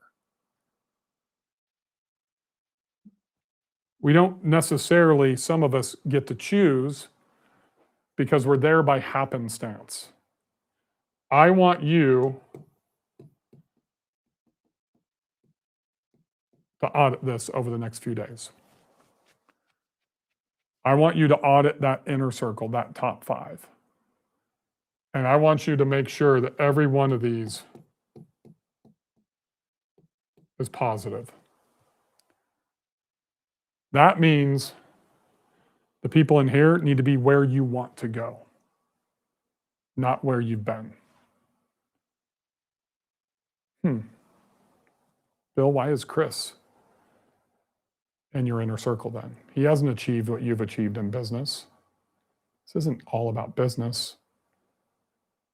I promise you there are a lot of things that I learned from him. Patience. He's the one that converted me from being a micromanager to becoming a non-micromanager, which has allowed me to enjoy more of my life. I mean, my relationship with him and Caleb is like 90% hands-off. He is way more in tune with him than I am. I get to benefit from both Caleb and him and their relationship with Christ and my relationship with Christ. And the funny part is we almost never even talk about that, but I see the way that they live their lives. They walk the walk. There's other things than just business. That's not what I'm talking about.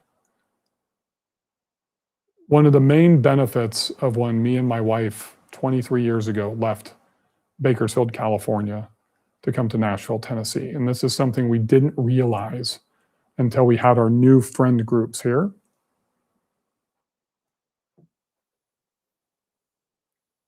It was that top 5. The people that we hung out with by default, because I was the college golf coach there, I was the club professional there at the high-end country club, I was the best player at the club. it attracted the wealthy oil guys and that type of stuff that wanted to hang out, play golf with me. And then we would just by default, their spouses would come, we'd have dinner, we'd hang out on Friday nights, Saturday nights.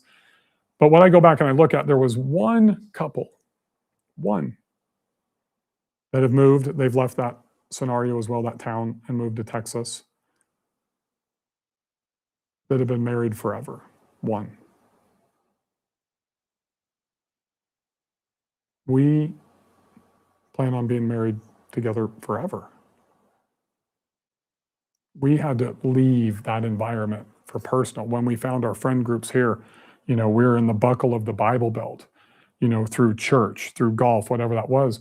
We had the opportunity to identify and pick and choose of where we wanted to interject ourselves. We are very choosy who we hang out with today. We hang out socially mostly with just me and her. She's my best friend. She's my wife, my lover, my wife, my mother, my children. She's everything. But most importantly, we're best friends. We don't want to go do things apart. We want to do everything together. That's why this is number one right here. But these have almost as much influence depending. I would say that I probably spent pretty close for about a 3 to 4 month period as much time with Chris as I did with my wife from like Thanksgiving through the end of February. So that would mean that Chris would have, if Chris is here as number 2 and my wife's here, they have almost equal amount of influence, whether it's consciously or subconsciously, on me as a human being. That's what I want you to understand. That's what I want you to, and I want you, if you have employees in your business, you need to look at that as well.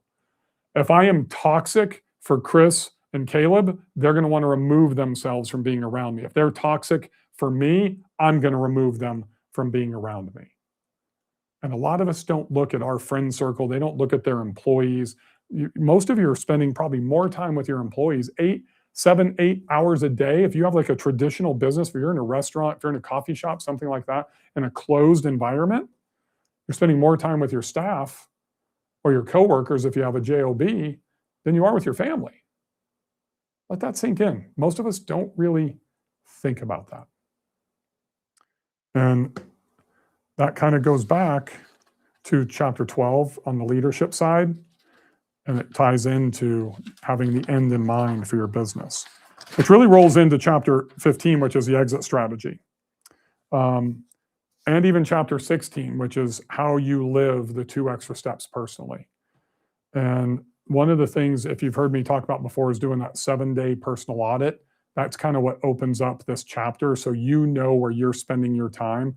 And it's interesting, the first time that I did that audit, it was really a business day. Based on who I learned it from. And it was really a productivity audit. And it was like a 9 to 5 deal. And I expanded that to the time you get up till the time that you go to bed, because I think it's even more important how we're spending our time and maximizing that when before and after work and what we're doing at home. It's just like my wife said, she's like, hey, we're flying to Washington, D.C. tomorrow with our youngest daughter. Chris and I and Caleb got back last night.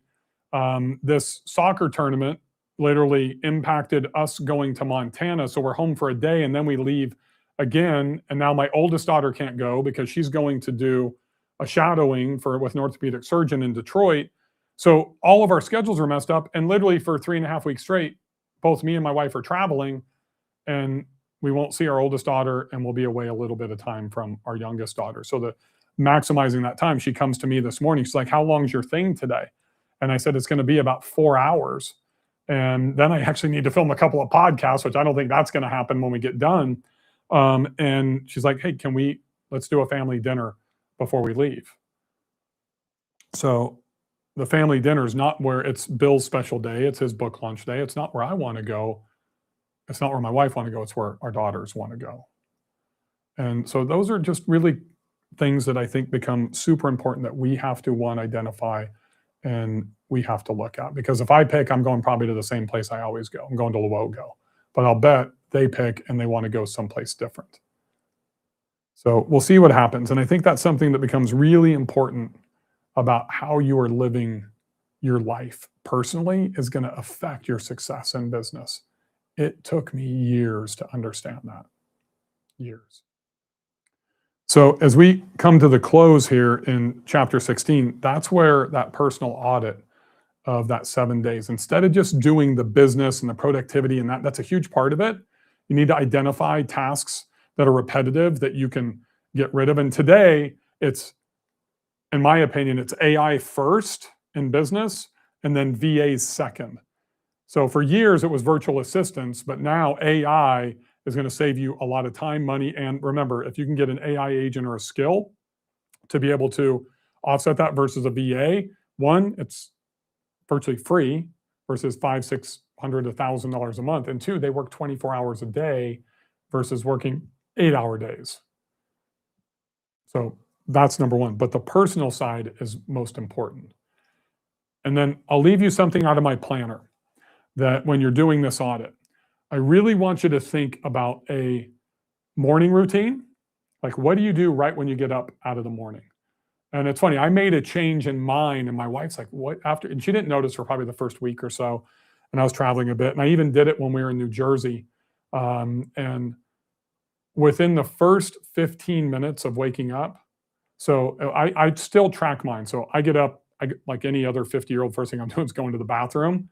And then literally I put on my clothes, like in Jersey, pair of flip-flops, pair of shorts, t-shirt, walk outside. I'm literally in the elevator, well, I don't have much hair, but disheveled, no deodorant, haven't brushed my teeth yet. Immediately, as quickly as I can, I am outside for 10 to 15 minutes. And I don't know if you guys remember, there was really the parking lot and the street. I walked down a half a block to the grass, took my shoes off or my flip-flops off and stood in the grass immediately. So that way I'm working on my circadian rhythm.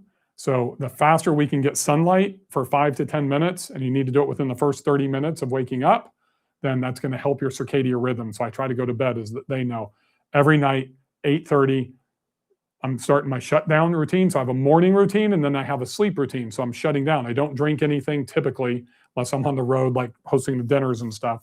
I don't drink anything at least 2 hours before going to bed. So it usually stops around 7. Around 8:30, I'm doing my final prep. I have glasses that, block out all the light. I'm doing my, face routine. I'm just getting ready for bed, right? 9 o'clock, I'm in bed. Usually by 9:30, I'm asleep every single night. So you have a morning routine. Then I want you to think about your shutdown routine, your sleep routine. Then when you start work, whether you go to an office or you walk downstairs, you need to really focus on your work startup routine. And then at the end of the day, your shutdown routine. And one of the big things at the end of the day is, what did you accomplish over that day? And this is all in that Bill Faeth Success Planner. And you want to celebrate small victories. So here's one of the problems for us emotionally, right? Because we also need to take the 2 extra steps with ourselves.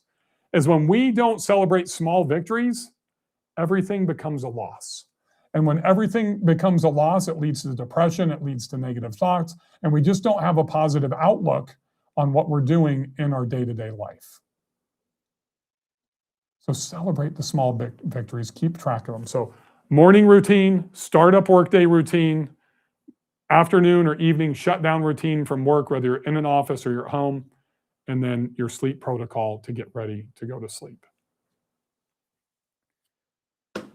Chapter 17, I'm just going to read this word for word. The 2 extra steps aren't a trick or a tactic, they're a decision. One you make every single day. Step 1, think what others don't. Look deeper. Question the defaults. See opportunity where others see obstacles. Step 2, do what others won't. Put in the work after others stop. Prepare when others wing it. Execute at a level most will never touch. Remember Tiger. When everyone else packed up and went home after the round, he went to the range for, this says 2 more hours. It was about 6. 2 hours were on the range. He hit 400 3-4-foot putts that night. He was working on his bunker game. And then when we were trying to watch Dukes of Hazzard that night in his hotel room, his dad started going through shot by shot what he was thinking, what he was visualizing, every single one of those 64 shots in that first round. Probably took another couple of hours. I couldn't take it. I went back and finished watching my Dukes of Hazzard or A-Team or whatever it was and went to sleep. He was doing the 2 extra steps. My youngest daughter, I'm going to wrap this up with this. My youngest daughter, Oakley, has been a soccer player her entire life. Started at the YMCA like my oldest daughter did. My oldest daughter was a goalkeeper. My youngest daughter was a defensive fullback or whatever they call them today. And she decided that she wanted to be a striker because it wasn't much fun just sitting back on defense. She wanted to score goals. So when she transitioned from the YMCA over to playing travel soccer, she tried out to be a striker. And she was successful in it. 2 weeks ago, she decided that she wanted to run cross country. And I said, honey, you have never ran like that at all. She's like, I run in soccer all the time. I said, this is a different thing. And she went out and she prepared with her friend Kelly, thank goodness, took her out, who's been on the team for 2 years. Remember, my daughter's a senior, and now she decides she wants to run cross country. It's because she wants to hang out with her friends. And I just gave her one piece of advice. When you get tired and you feel like you need to walk, jog slowly. Don't get into a walking position. And most importantly, number 2, even if you did walk, I don't care how much pain you're in, when you're coming around to finish, run all the way through the finish line and go 20 yards as fast as you can go through the finish line. She's all, why? I said, don't worry about it. Just do it. When I got back last night, she was walking to go play tennis at like 9 o'clock. I don't know why kids are going to play tennis at 9 o'clock. I know what I was doing at 9 o'clock when I was her age. It involved field parties, kegs, and Garth Brooks. But I know she's playing tennis and sack. Sack's the big thing, hacky sack. And she said, you were right. And that may be, she's 17 years old, probably one of the first times she's ever said that to me. I said, what are you talking about? Every day I've ran through the finish line. And every day, except for today, I've had to walk. And today my coach said something to me. And her coach said, you are the first person to run through the finish line every single time.